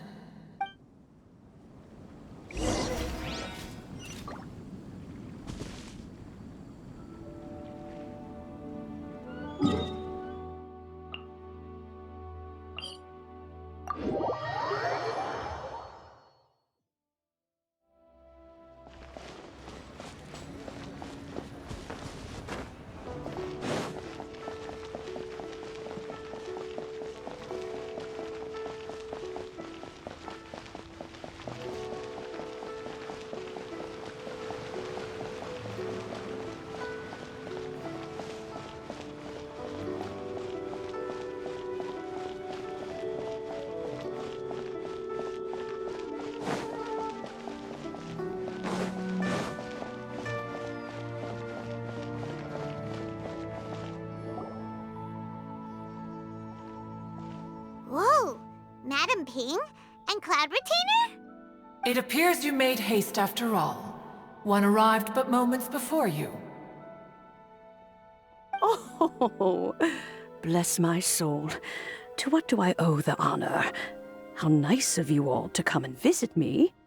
Miss Illuminated Bird, haven't you said anything yet? Said what, precisely? And why should one be tasked with saying it? 'Cause you're the one who's known Madame Ping the longest. Street word. Or rather, presumably, you would prefer to be addressed as Ping? Oh, Cloud Retainer, you are uncommonly polite today.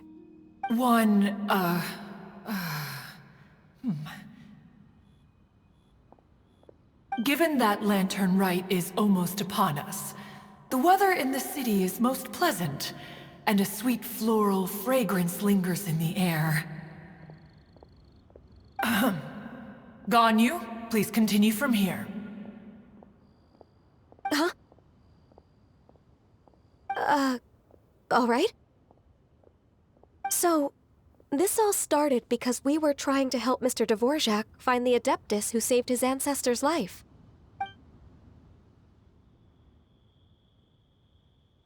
Cloud Retainer informed us that the one who played that melody and rescued the drowning man was none other than yourself. Let me think. Yes, I do believe I recall that encounter. What a long time ago that was.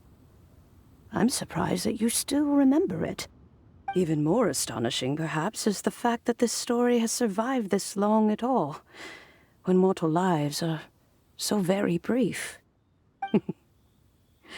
It appears that she has proven herself right once again. Who's she? We like to call her Guizhong.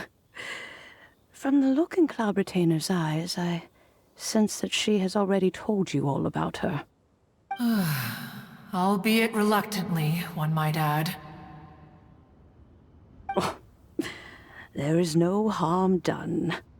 After all, Lantern Rite's very purpose is to commemorate the heroes who gave their lives for Liyue. Although Guizhong did not live to see the splendid sights of today, she was as much a hero as any other. So how has she proven herself right again exactly?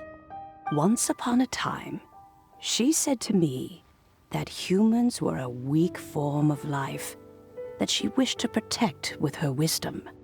But as she interacted more and more with them, her opinions on them began to change. She marveled at the beautiful complexity of their spirits, the sheer splendor of all they could accomplish through their hard work and intelligence. She told us that to underestimate human potential would be to make a grave mistake. With the smallest amount of guidance, enormous power can be unleashed in them. And a human who has reached their full potential may well be her equal. Someone who could have as much to teach an Adeptus as to learn from them. She always had a way with words. That her mechanical accomplishments were judged superior to one's own was, one suspects, in large part due to her sheer eloquence. Speaking of mechanics, Cloud Retainer, do you still remember that potted plant mechanism? The one that the two of you gave me as a gift? Of course.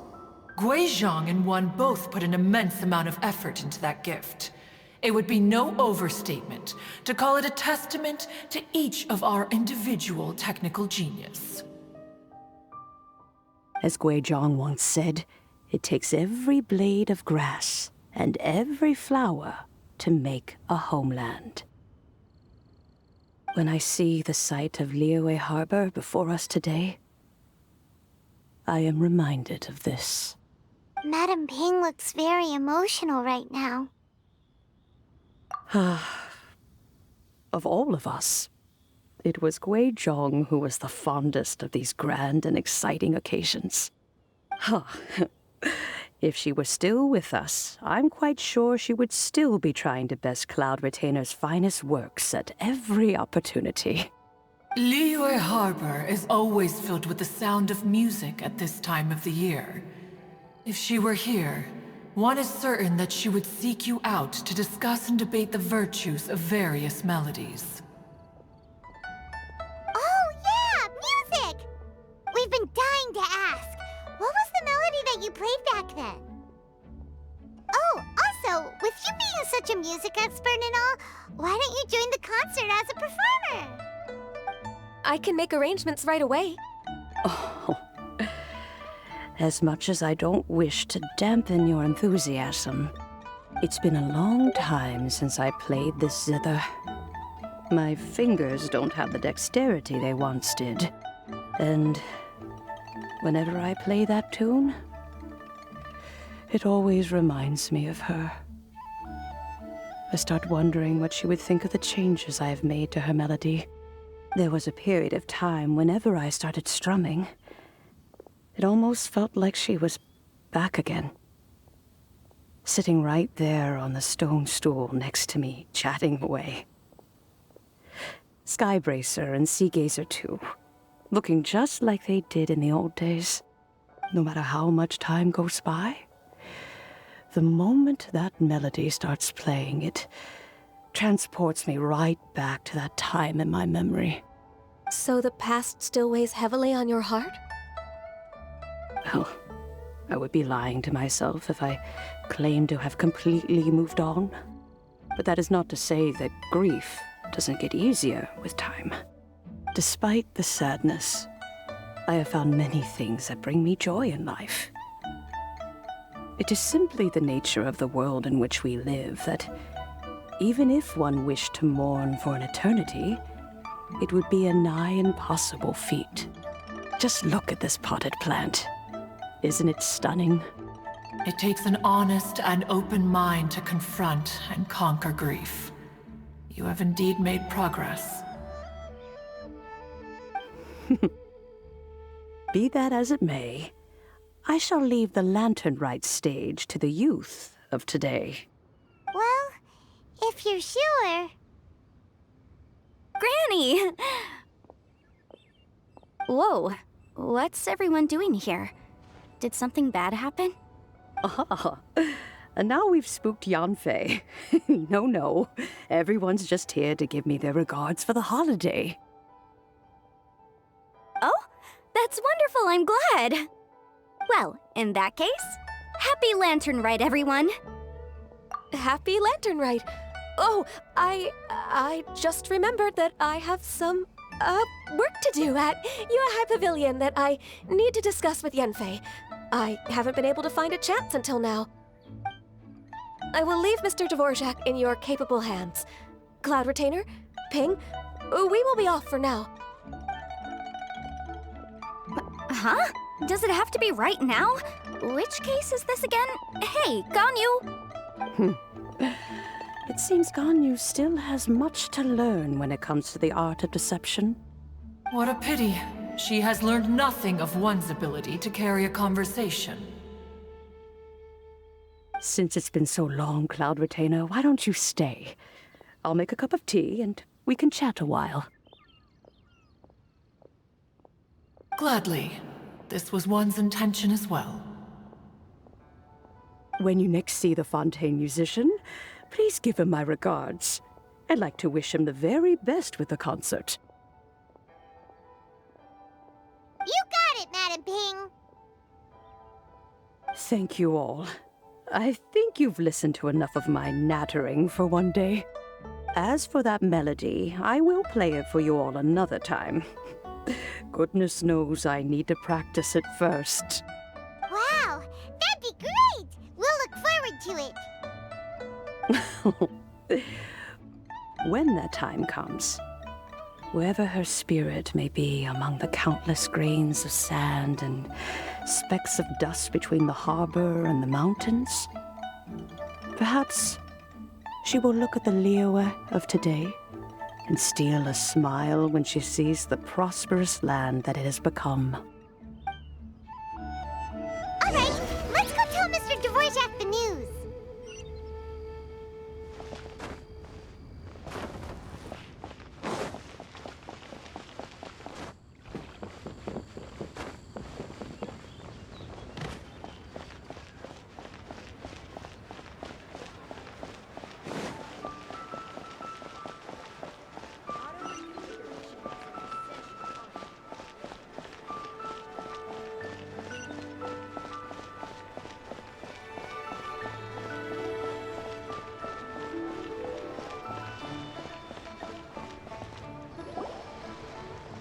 Mr. Dvorak! Ah, and Kuching's here too! Thanks for helping set all of this up. Welcome back. Did everything go well? Really, really well. We found the person Mr. Dvorak was looking for. Are you serious?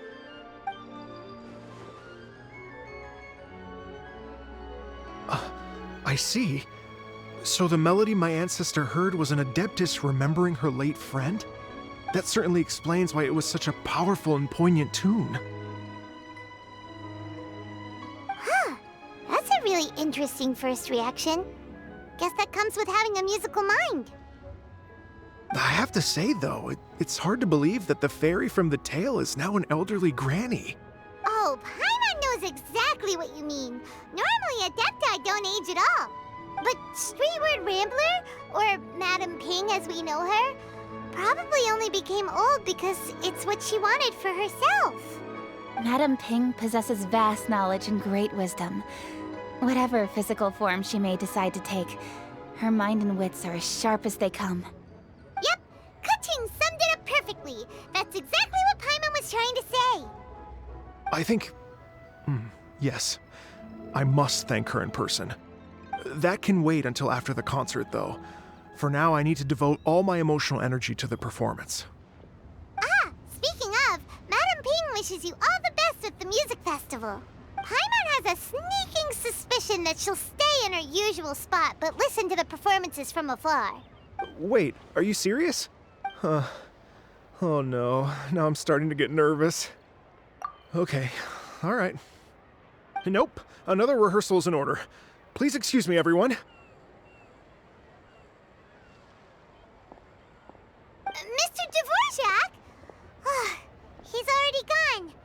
Paimon wasn't even finished telling him everything. Before we set off on our search with Ganyu, he asked us about what music means to people. After our recent adventure, Paimon thinks we have a lot more to say about that now. Please, share your insights with me. Well, we found out that music can be used for good, but also for bad. It can make people happy and moved, but it can also be sad and bittersweet. And music is like a kind of memory written in people's hearts. It can put you in touch with feelings from a totally different time and place. It sounds like you had an eventful trip.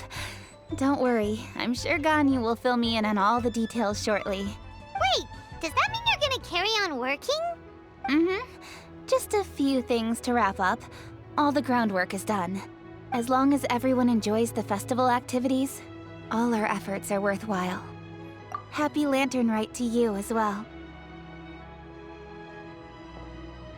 Whew. That should be everything taken care of, right? Oh, no, wait. Paimon feels like she's forgetting something. What was it? Oh, it feels like it was a while ago. Shoot! Latent... Wait, no. Anyway, fancy bamboo shoots! Zhang-Li said he wasn't in a hurry, so if we went now, there's probably still time, right? Anyway, even if we don't make it, it's not our fault. He could have totally picked them by himself. Ugh. Anyway, let's go check with him at Wangsheng Funeral Parlor.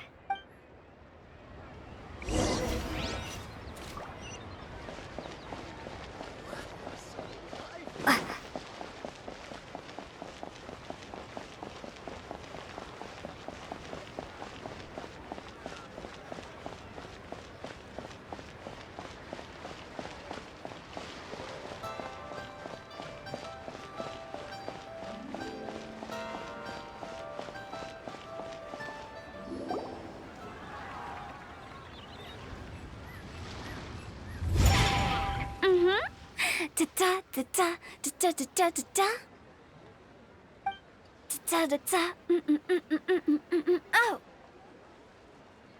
All right, let's take a break here. Oh wow, look who it is! Are you here to hang out with everyone's favorite funeral director? So you're just casually practicing your rapping skills at the entrance to your funeral parlor?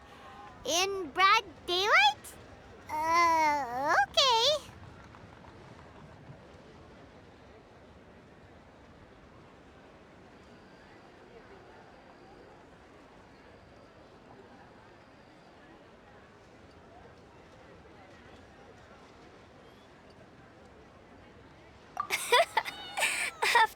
everything we've been through.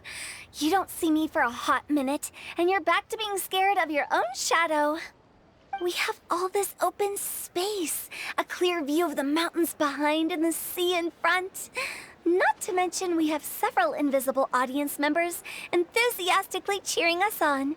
It's the perfect spot to rehearse. Invisible audience members? Gotta say, it took me a few days to get used to Director Who's way of talking. Xinyan was pretty spooked too when she first got here. Just like when she sees a frog, but a giant frog with sharp teeth. Come on, knock it off. What's wrong?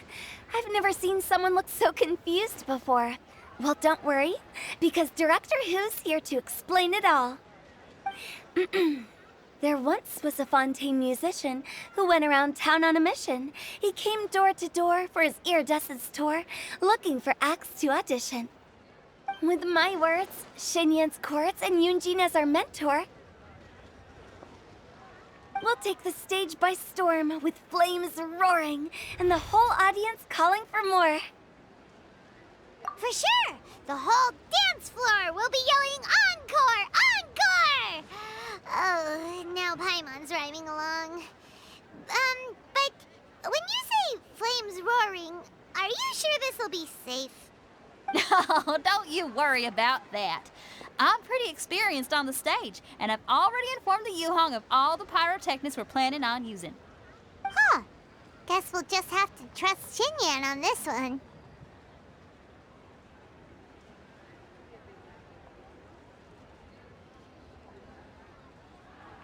Oh, Zhongli.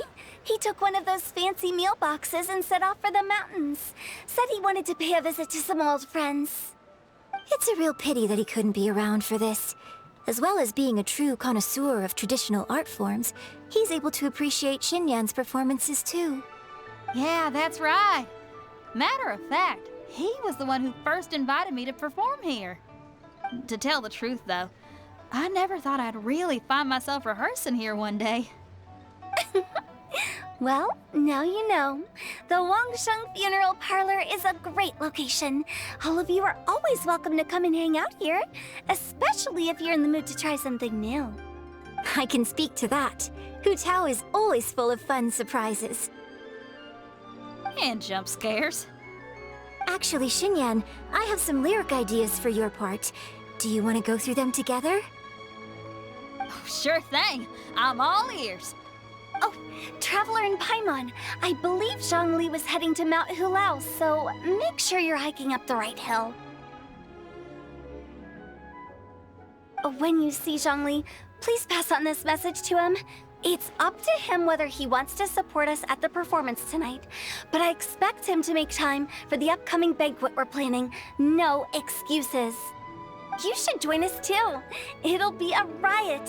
If there's one thing I've learned from being a funeral director, it's how to throw a party.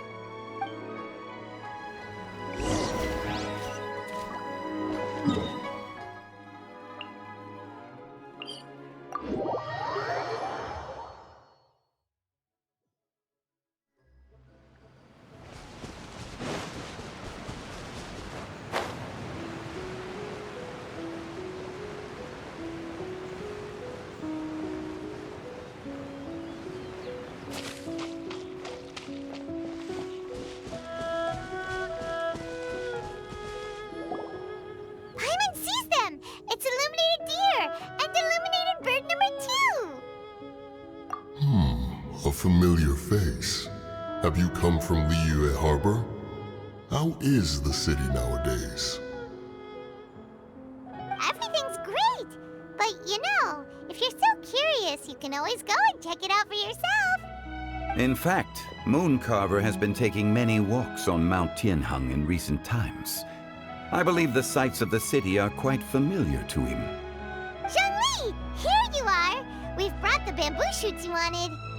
Impeccable timing.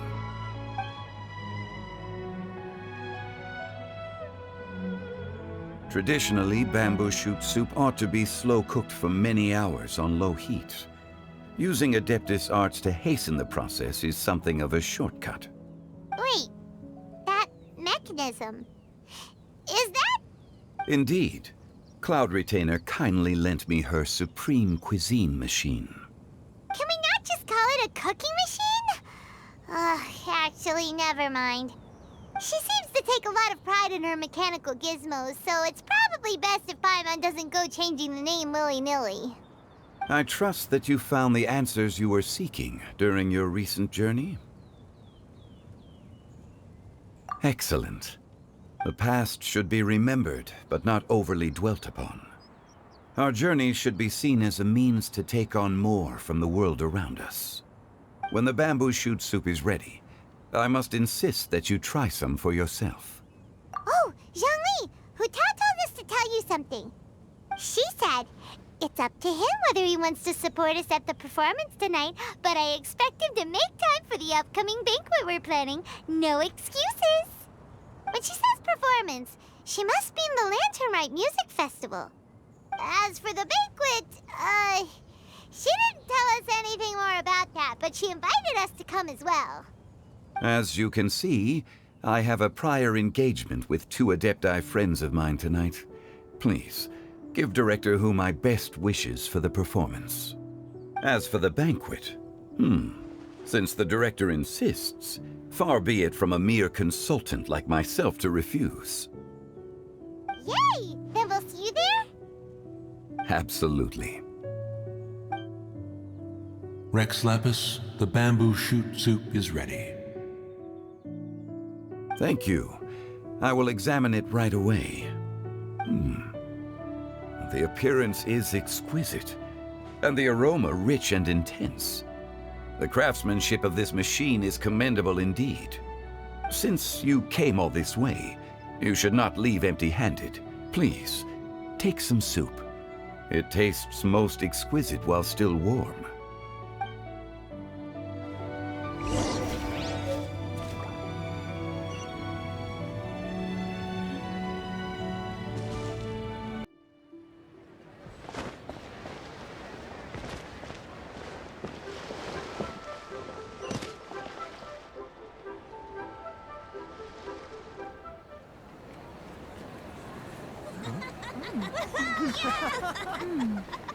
I'm honored to be here on the Iridescence Tour stage.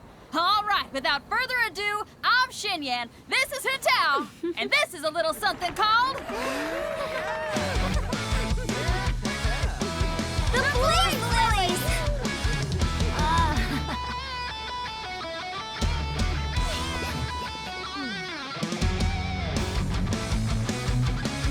I'm up here blazing trails through the midnight sky, lighting up the world below. And when the crowds all hear my voice, they'll meet the spirit of rock and roll. Let's go! Hey, you butterfly, you too buzzing by, guiding your way to the afterlife, opening the path without a fright. Oh, I'll light the fire, watch it blaze across the universe. I'll spit my rhymes, watch you step, or you'll get burned. Hey, woo!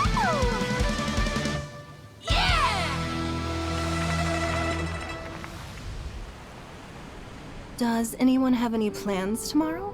With another year behind us, I think we deserve a celebration of our own. My treat. Interested? The Tianquan footing the bill? I can't miss out on that.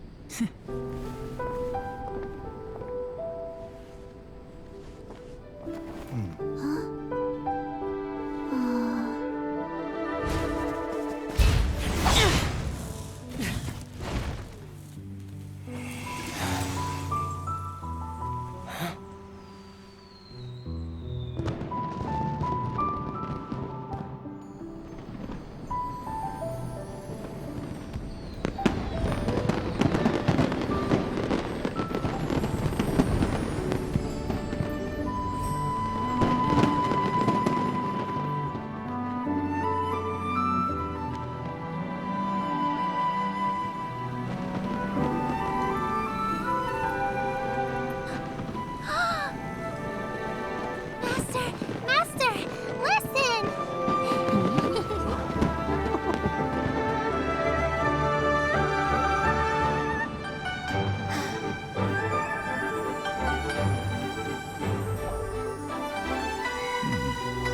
May the year ahead be a blessed one. I believe it shall be.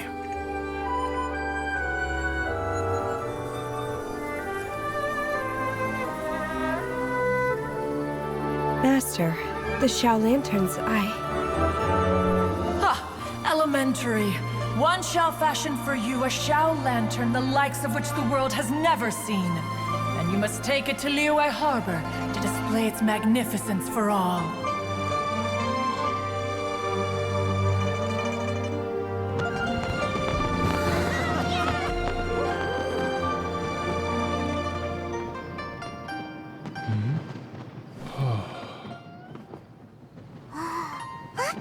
Listen! That must be Madame Ping!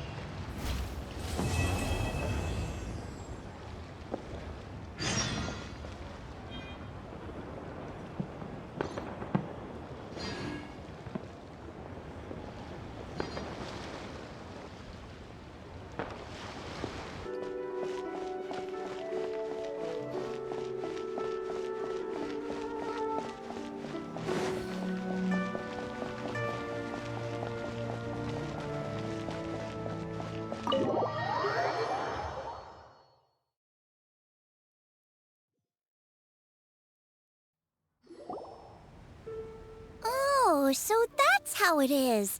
Thanks for the suggestions, Mr. Zhongli. I have them all noted down. I've long heard that your knowledge encompasses all things old and new, Mr. Zhongli. But I never knew that you were well versed in the art of cooking, too. It is truly an honor to make your acquaintance.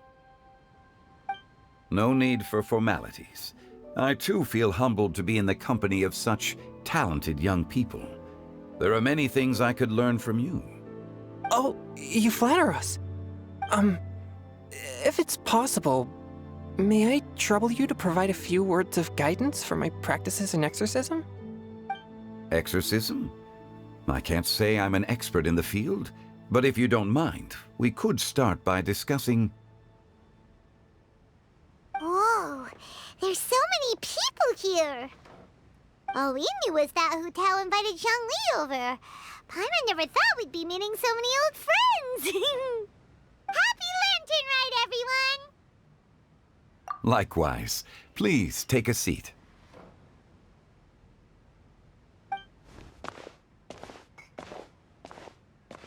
Happy Lantern Rite! Are you having fun? Me too. I've seen Xinyan perform before, but this is the first time I've watched something like this. I heard that the audience loved it too, and she's been receiving quite a lot of performance invitations lately. She's more busy than ever, and Yunjin's gonna help her. Yep, and they asked us to pass on their season's greetings to everyone. They hope we'll have a wonderful gathering. The performance was spectacular indeed. However, it gave Xiangling a huge burst of inspiration, which in turn gave us a bit of a headache. Us? Did Xiangling ask you to try out her dishes too? That, my friend, is beside the point. Watching you eat was enough for me. Come to think of it, I probably shouldn't have burdened Chongyun with eating my share too. Hold on, Xiangling came up with a new recipe? Let Paimon try! See? Someone here knows how to encourage people. Thanks, Paimon.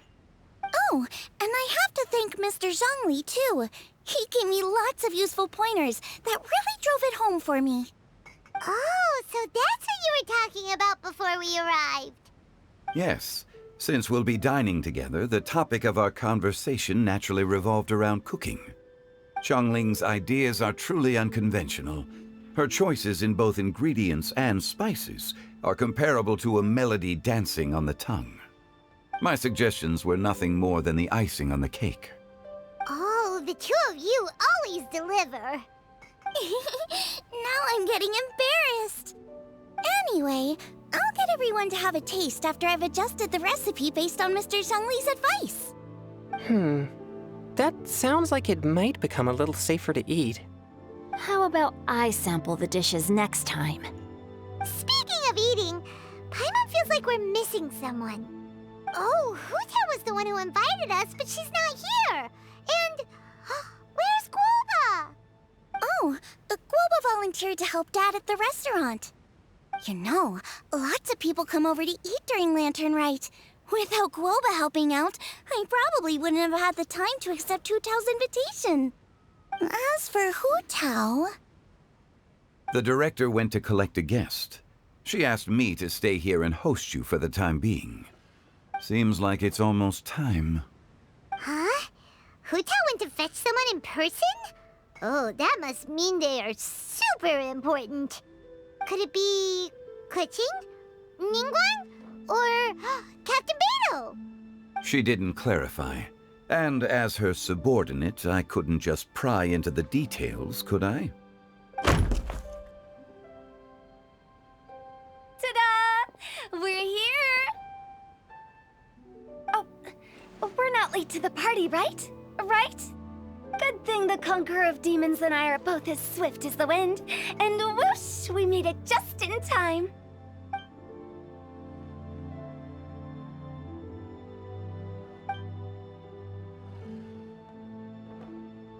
Oh. I see.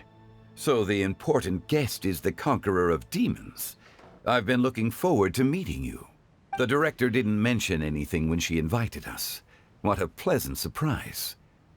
Gathered here with us tonight are not only young and accomplished individuals, but also the protector of Liyue's peace, Adeptus Alatus. To convene here with all of you is indeed a great honor.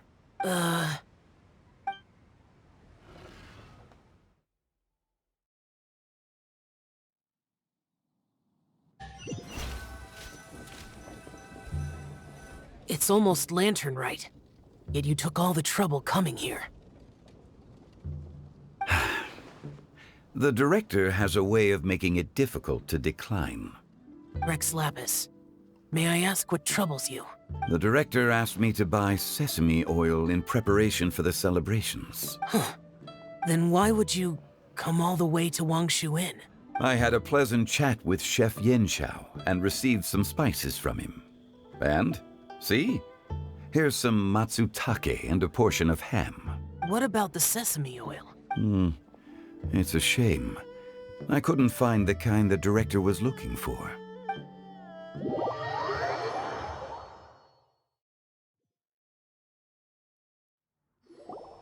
I'm sure you're exaggerating, Zhang... Sir. There he goes again. Enough with the pleasantries. Go let our guests take a seat. Everyone here today is well known in their own field and has probably heard about one another to some extent. Some of us are even old acquaintances, so there's no need to be this formal. I heard that the Conqueror of Demons and the Traveler are pretty close, no? Great! You two sit together. You should take a seat too, Director. Oh? Finally remembered me? When we arrived just now, the host at Xinyue Kiosk told me our dishes are almost ready. Perfect timing. Let's not wait any longer and ask them to bring out the food.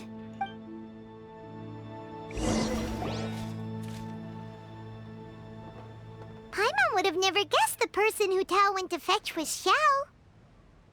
Oh, that's also the first I've heard of the Traveler and Paimon being friends with the Conqueror of Demons. You know Xiao Chu? Knowing is a bit of an overstatement. I've always looked up to him.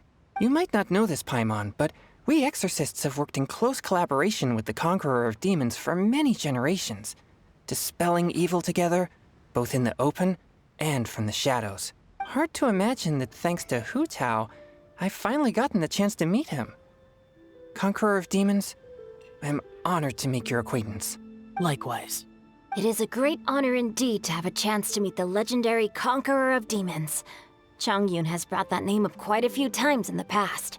I remember you mentioning wanting him to understand the importance of exorcists. Ahem.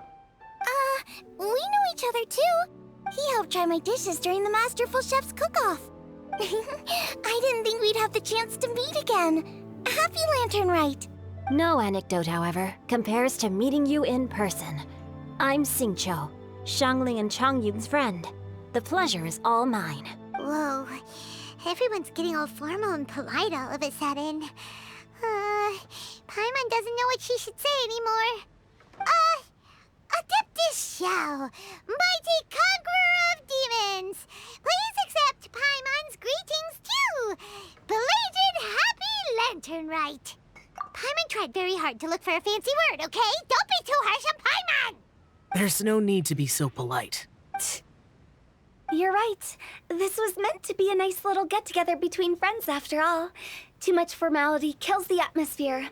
I didn't plan this gathering only for everyone to walk on eggshells. Hiya. What's your true intention, then? A little get-together between friends, sipping the finest tea and watching lanterns float into the sky, bidding farewell to the past and embracing the present with joy. And that is something our consultant would say. I think it deserves a standing ovation. Indeed. Exceptional acting skills, Director. As for me, I'm just here to have fun and treat everyone to something good. We all worked really hard this year. Whether traveling or guiding, cooking, helping with the family business, exorcising evil spirits, or conquering demons. And of course, our consultant, who's been helping out at the parlor every now and then. Everyone has done some pretty amazing things. As the one who brought everyone together, it goes without saying that I'm the one most deserving of praise. Huh? Sounds kind of self-important, but Paimon thinks it's pretty amazing that she managed to talk Xiao into coming. He rarely ever enters Liyue Harbor, after all. It wasn't as complicated as you think.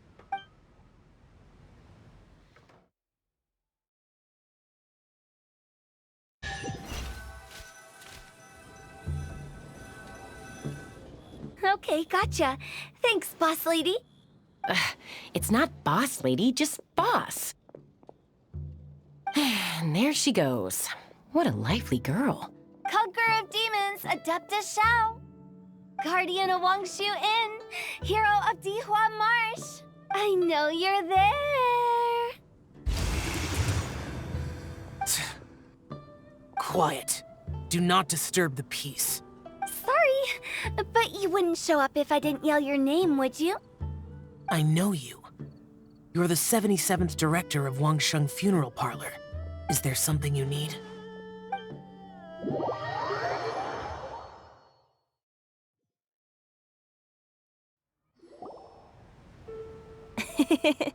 That does sound like one of Hu Tao's antics. Did the Conqueror of Demons agree to come so that Hu Tao would stop pestering him? There might be other reasons. Smart guess. Huh? There's more to it? It gets pretty boring from here on. I talked about the funeral parlor's past relationships with the guardian yakshas. You know, just to be sociable. In the time of the Archon War, disputes were frequent, and disaster overtook the land. Humans couldn't escape from the torment of the plague, nor could they escape death. The Adepti vanquished the demons, the Millelith fought valiantly, and Wangsheng Funeral Parlor was responsible for purifying the diseased and sending off the spirits of the dead. That is how the border between life and death was maintained during the war.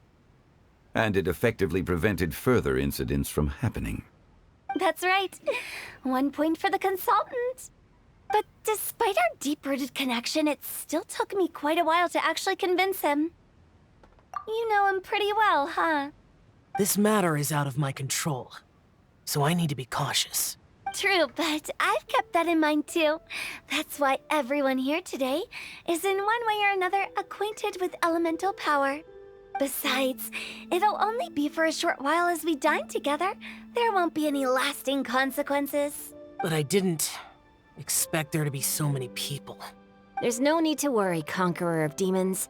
We're not feeling anything unusual so far. Our young exorcist over here is protected by his pure yang energy, so he's probably the most resilient. That's not the same. And did you just toss your carrots into my bowl? Hey, don't look away. Huh? What? I'm siding with Chongyun. I saw that too. You're lucky Guoba isn't here today. He hates seeing people being picky with their food. If he'd seen that, he'd definitely make you eat all your carrots. Huh? Guoba would do that? Is he that uncompromising? But now that I think of it, Xiangling told me that Guoba used to be the stove god. It sounds like you've heard the rumors.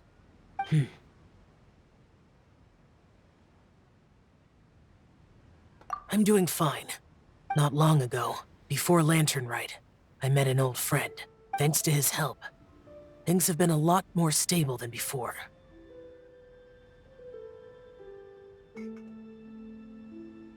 Right! Wait, what?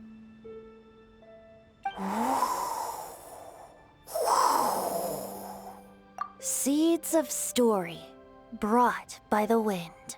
And cultivated by time. Did Paimon just unconsciously complete the thing? That voice. Could it be? If I'm not mistaken, there's someone knocking at the door. Don't just sit there, Zhongli. Go welcome our guest in. No such need. I'm coming in.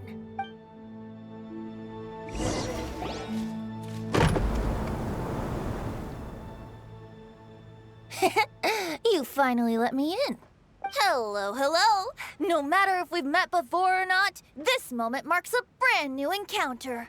Old friends and new. Happy Lantern Rite. Oh, it's the tone-deaf bard. Oh, he seems to carry a valiant breeze wherever he goes. It looks like we're gonna be friends. Fate has brought us together, so come on, take a seat and be my guest. Help yourself. Oh, I'll ask them for another set of cutlery.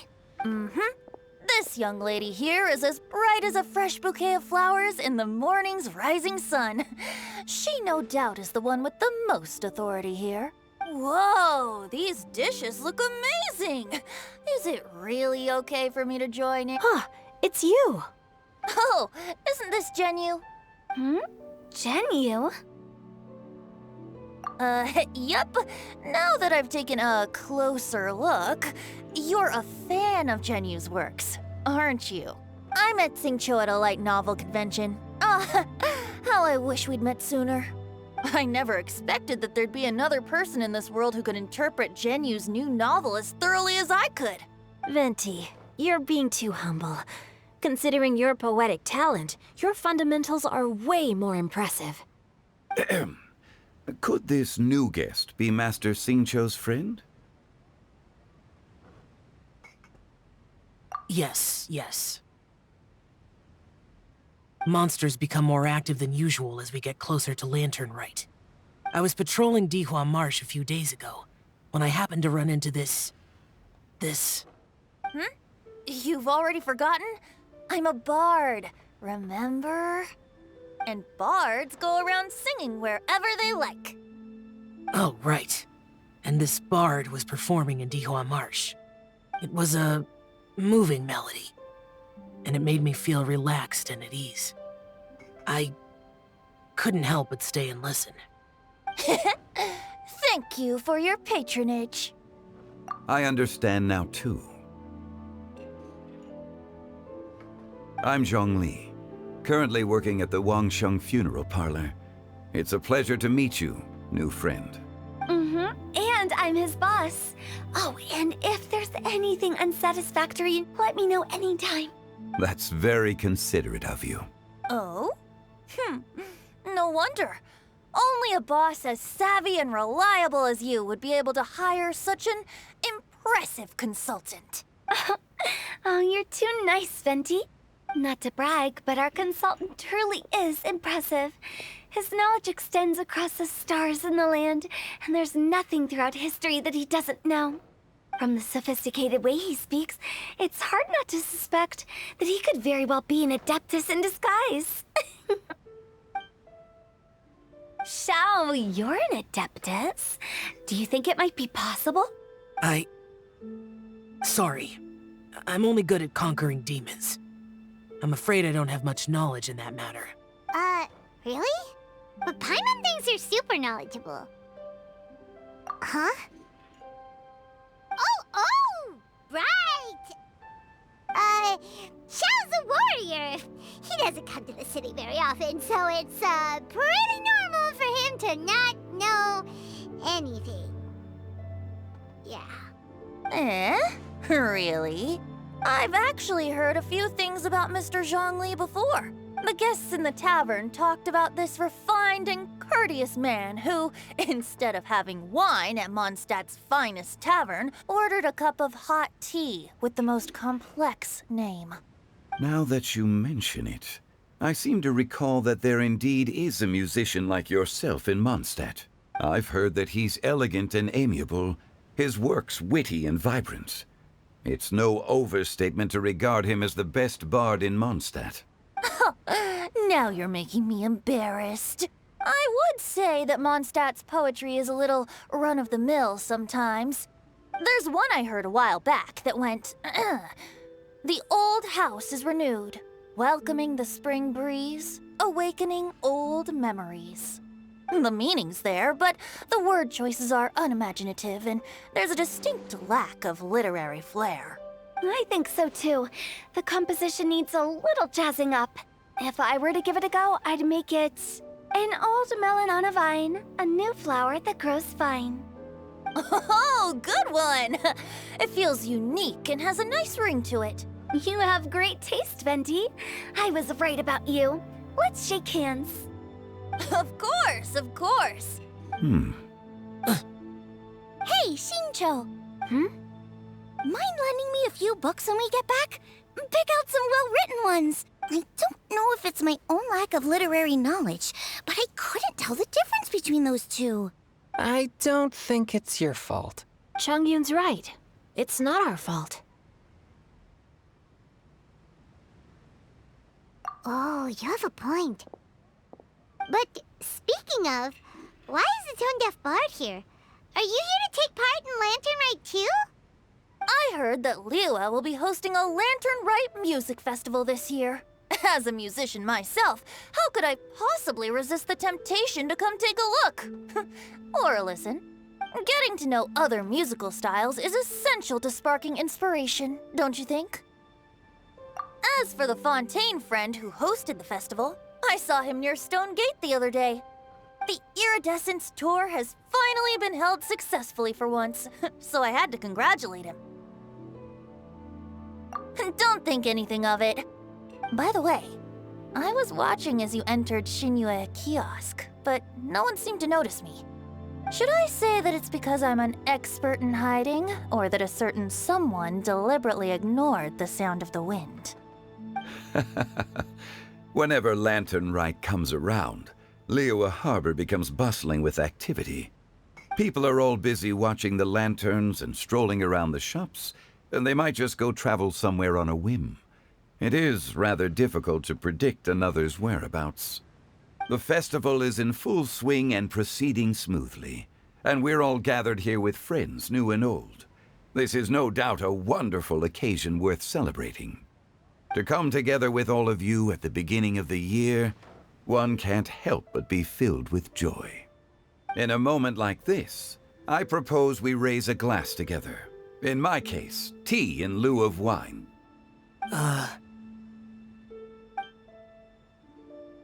Very well said, Mr. Zhongli. That was exactly what I wanted to say. Now I'm getting a little self-conscious. I didn't cause you too much trouble barging in like that, did I?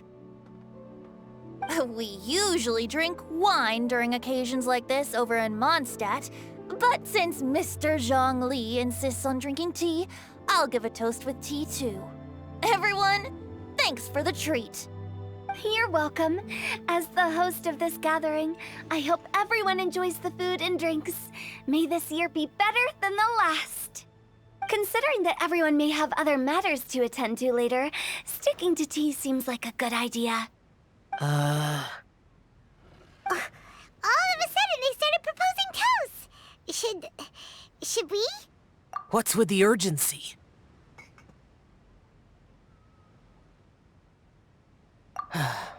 Sure. Have you two finished eating? It's always nice to have a breath of fresh air after a meal. Helps with digestion. Paimon will come too. Yeah? Okay then. Don't forget to come back.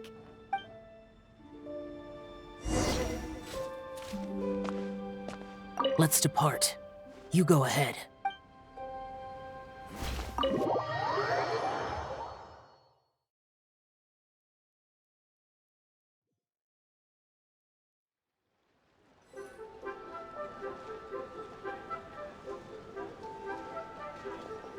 Are you all right?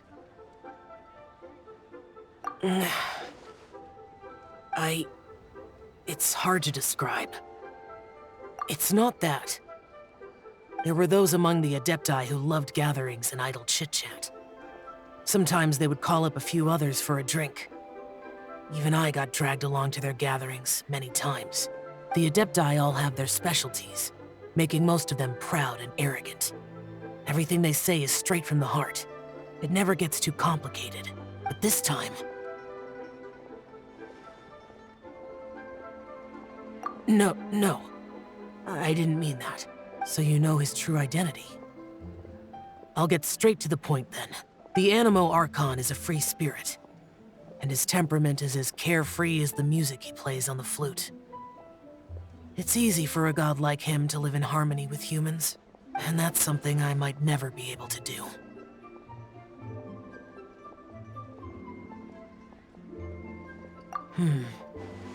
That does sound like something you would say. No matter. I know my circumstances. Whenever I think of the ordinary conversations I've had with you, it feels strangely novel. Yes, the parlor director went out of her way with the invitation, so it was difficult to turn her down. I had made mental preparations before agreeing to come. She told me that all the guests today would be acquainted with elemental power, and I knew that you would be here, but I didn't expect the other guests to be... General Capisis always said that we should live in the present and enjoy every pleasant surprise. Perhaps that's what I should do with what I'm feeling now. But I think he meant designing clothes for those around him.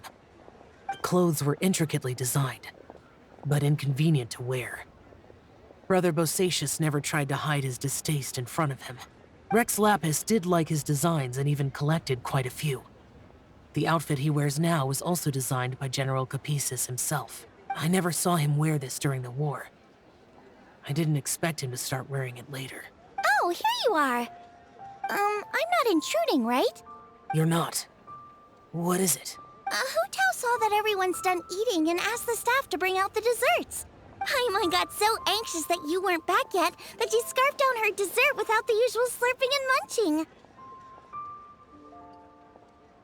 To be honest, I was kind of worried too. You looked a little restless just now, and I thought you weren't used to the food here and was planning to head back to Wangshu Inn for something Yanxiao made. You're worrying too much. Why would I? Anyway, let's head back. Please wait! There's another reason why I came looking for you. Here, take these. I brought them for you. Almond tofu? Yup. Since the Masterful Chef's competition, you could say that Yanxiao and I are not only competitors, but good friends as well. I visit him at Wangshu Inn sometimes to discuss our cooking. I heard him say that the esteemed guest on the roof loves nothing more than a good plate of almond tofu, so I learned a thing or two about the dish from him. I'll be honest, before Hu Tao invited everyone, she secretly came looking for me, told me about the guests she planned to invite, and asked me for some suggestions on what she should order. So I made a few servings of almond tofu for you guys in advance. Take them as a token of gratitude for your support. When I told Guoba that I was making these for you, he started eagerly running around the kitchen and helping a lot too. Thank you for the trouble. There was no need to... I'll take them. Thank you. And Guoba, too. You're welcome. Oh, the almond tofu I made probably tastes and feels a little different from the type Yanxiao cooks. Please let me know if there's any improvements I should make. Okay. That's all. Alrighty, we should head back now. We can't keep Paimon waiting.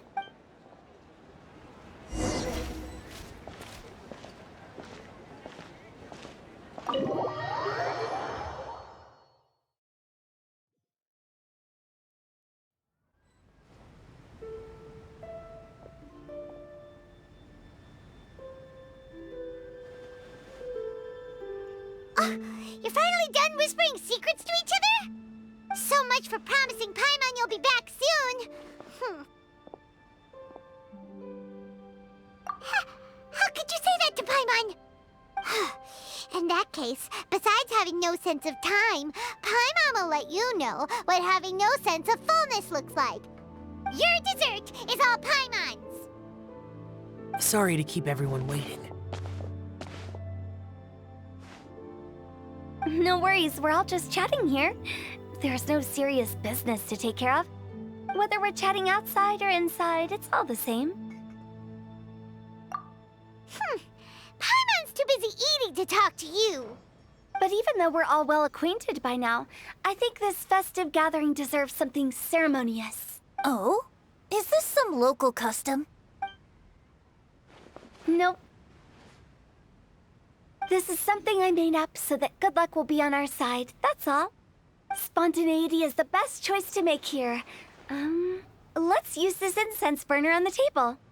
It's been lit for so long now that the incense is running out.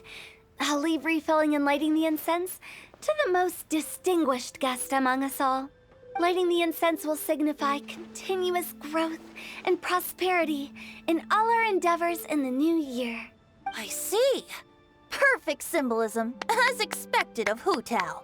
And speaking of the most distinguished guest here today, I'm sure we all agree that it's Mr. Zhongli.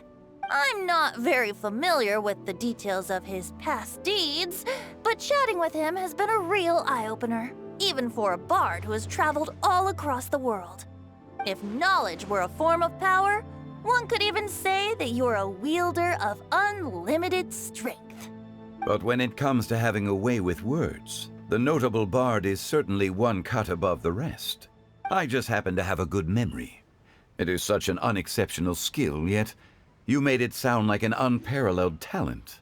I am truly impressed. Since we all get to nominate someone...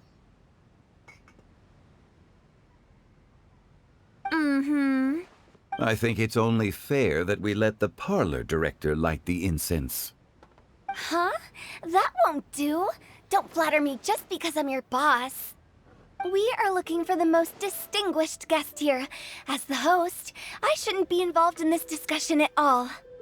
Now that we've enjoyed this table full of delicacies, how about we let our one and only chef here do the honors? Is this really the way this works?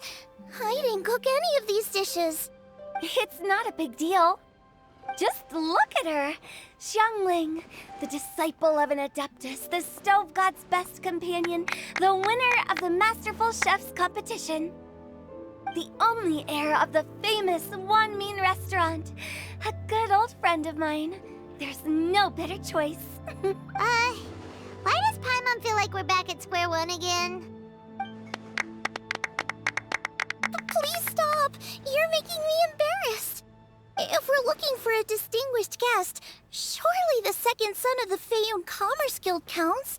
It's one of the largest commerce guilds in Liyue Harbor. Huh? Don't get me involved in this. Oh, not a bad choice.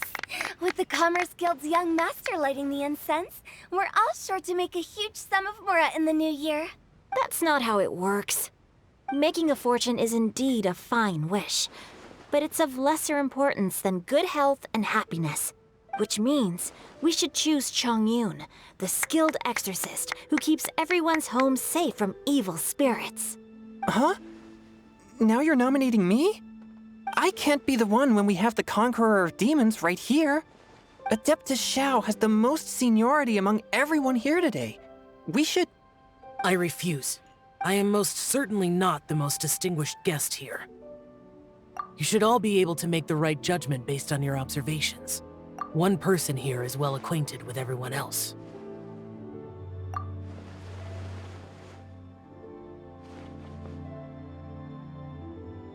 Oh, that's right! Even though you're always mocking Paimon, you're still pretty popular with other people. No, wait! Paimon said she wouldn't talk to you again. Huh? Who else is there? Huh? Huh? Does that mean Paimon's the most distinguished guest? Oh, well, that was unexpected! I agree. Paimon's just the one we need. Without a friend constantly by your side, a long journey would become dreadfully lonesome. But once you have someone there to brighten up the atmosphere, everything along the way will become lively and vibrant too. Ah, the traveler has traversed many nations and left behind a great deal of fascinating stories. But without Paimon, they would have become quite monotonous. Paimon plays an indispensable role in making your journey a happy and smooth one. You guys, Paimon's not used to being praised like that. Those were genuine compliments, right? Thank you. You made Paimon wait for a long time, but Paimon's not mad anymore. Don't take everything to heart, Paimon. Friends tease each other all the time. That is indeed true. That means Paimon is as important to the traveler as Guoba is to me. Looks like we've come to an agreement. Any objections before we proceed? I trust the traveler's judgment. Then Paimon it is. And now, the world's most excellent traveler's greatest companion, guide, and friend, Paimon, will be refilling and lighting the incense for us. Here you go. Take the match, and don't burn yourself. But if things go really wrong, here's the 2-for-1 coupon.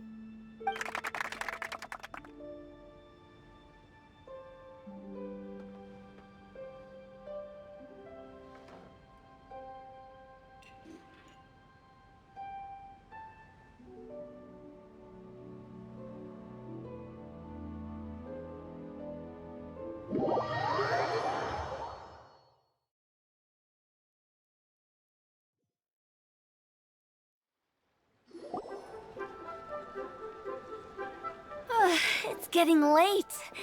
I won't take up any more of your time. You're all free to go as you please. Yep, the tea was amazing too. You don't have to go all polite on me. Just remember to come when I invite you next time. Let's see. It's dark out, so I'm going to accompany Xiangling, Xingqiu, and Changyun back home. As for the rest of the guests, I'll leave them to our consultant. No need. I'm headed towards the harbor to meet a friend on the ship. There's no need to trouble one such as Mr. Zhongli. I think you know the place I'm talking about. Come meet me anytime.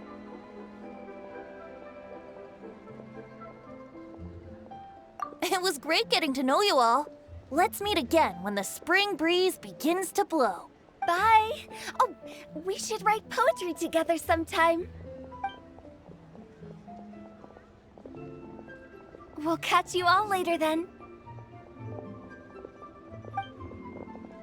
Don't forget to return to the parlor later. There's something I need you to do. Understood. See you later. Well then. Rex Lapis. Just Zhongli will do. I live as a mortal in Liyue Harbor now. I am just one among many who begin work at sunrise and retire to rest at sundown. If we were to consider status and seniority as Zhongli, I should be respectfully referring to you as Adeptus Shao. Heaven forbid. Not you two. I meant what I said. I heard that during the Lantern Rite Music Festival, you conferred with Streetward Rambler and Cloud Retainer. I take it as you've gained a lot more knowledge about the past? The same truth will sound different coming from different people. As more bear witness to a story, feelings and interpretations expand in variety too. I once had a pleasant chat about the past and present with a Sumeru scholar named Soraya, and learned a few things about her research topic. From the evidence she found and the conclusion she made, her area of research is already very close to the truth. But there are multiple sides to humans and gods alike. In the legends recorded by humans, some gods were depicted as arrogant and condescending, while others were kind and capable. But whether to me, Streetward Rambler, Cloud Retainer, or younger adepti such as Shao and Ganyu, those adepti and gods that may seem extraordinary to humans are something more akin to close companions. This was as true back then as it is right now. Just how Shao may seem unapproachable to most, but the Traveler has proved otherwise, so there's no need to dwell too much on certain things. Zhongli, what you're saying is... It looks like you understood what I meant. Ah. The director asked me to accompany you on your return, but I don't think you'll need my protection. I'll be taking a walk around and admiring the night scenery. After that, it'll be time for me to go back and meet up with the director. Goodbye for now. Bye, Zhongli! Everyone's gone now. Paimon always feels a little empty inside when a lively celebration ends. But at least you always stay by Paimon's side. No. Paimon got it mixed up. Paimon, the best and most distinguished travel guide, will always stay by your side, Traveler. Good that you're aware of that. Shell, is there anything else you want to do? We could take you on a tour of Liyue Harbor. No need. I've stayed here for much longer than I had expected. The city lights are a fine sight. But it's time for me to leave. The events of today occurred so abruptly. I appreciate your kindness. Okay, I'll see you next time then.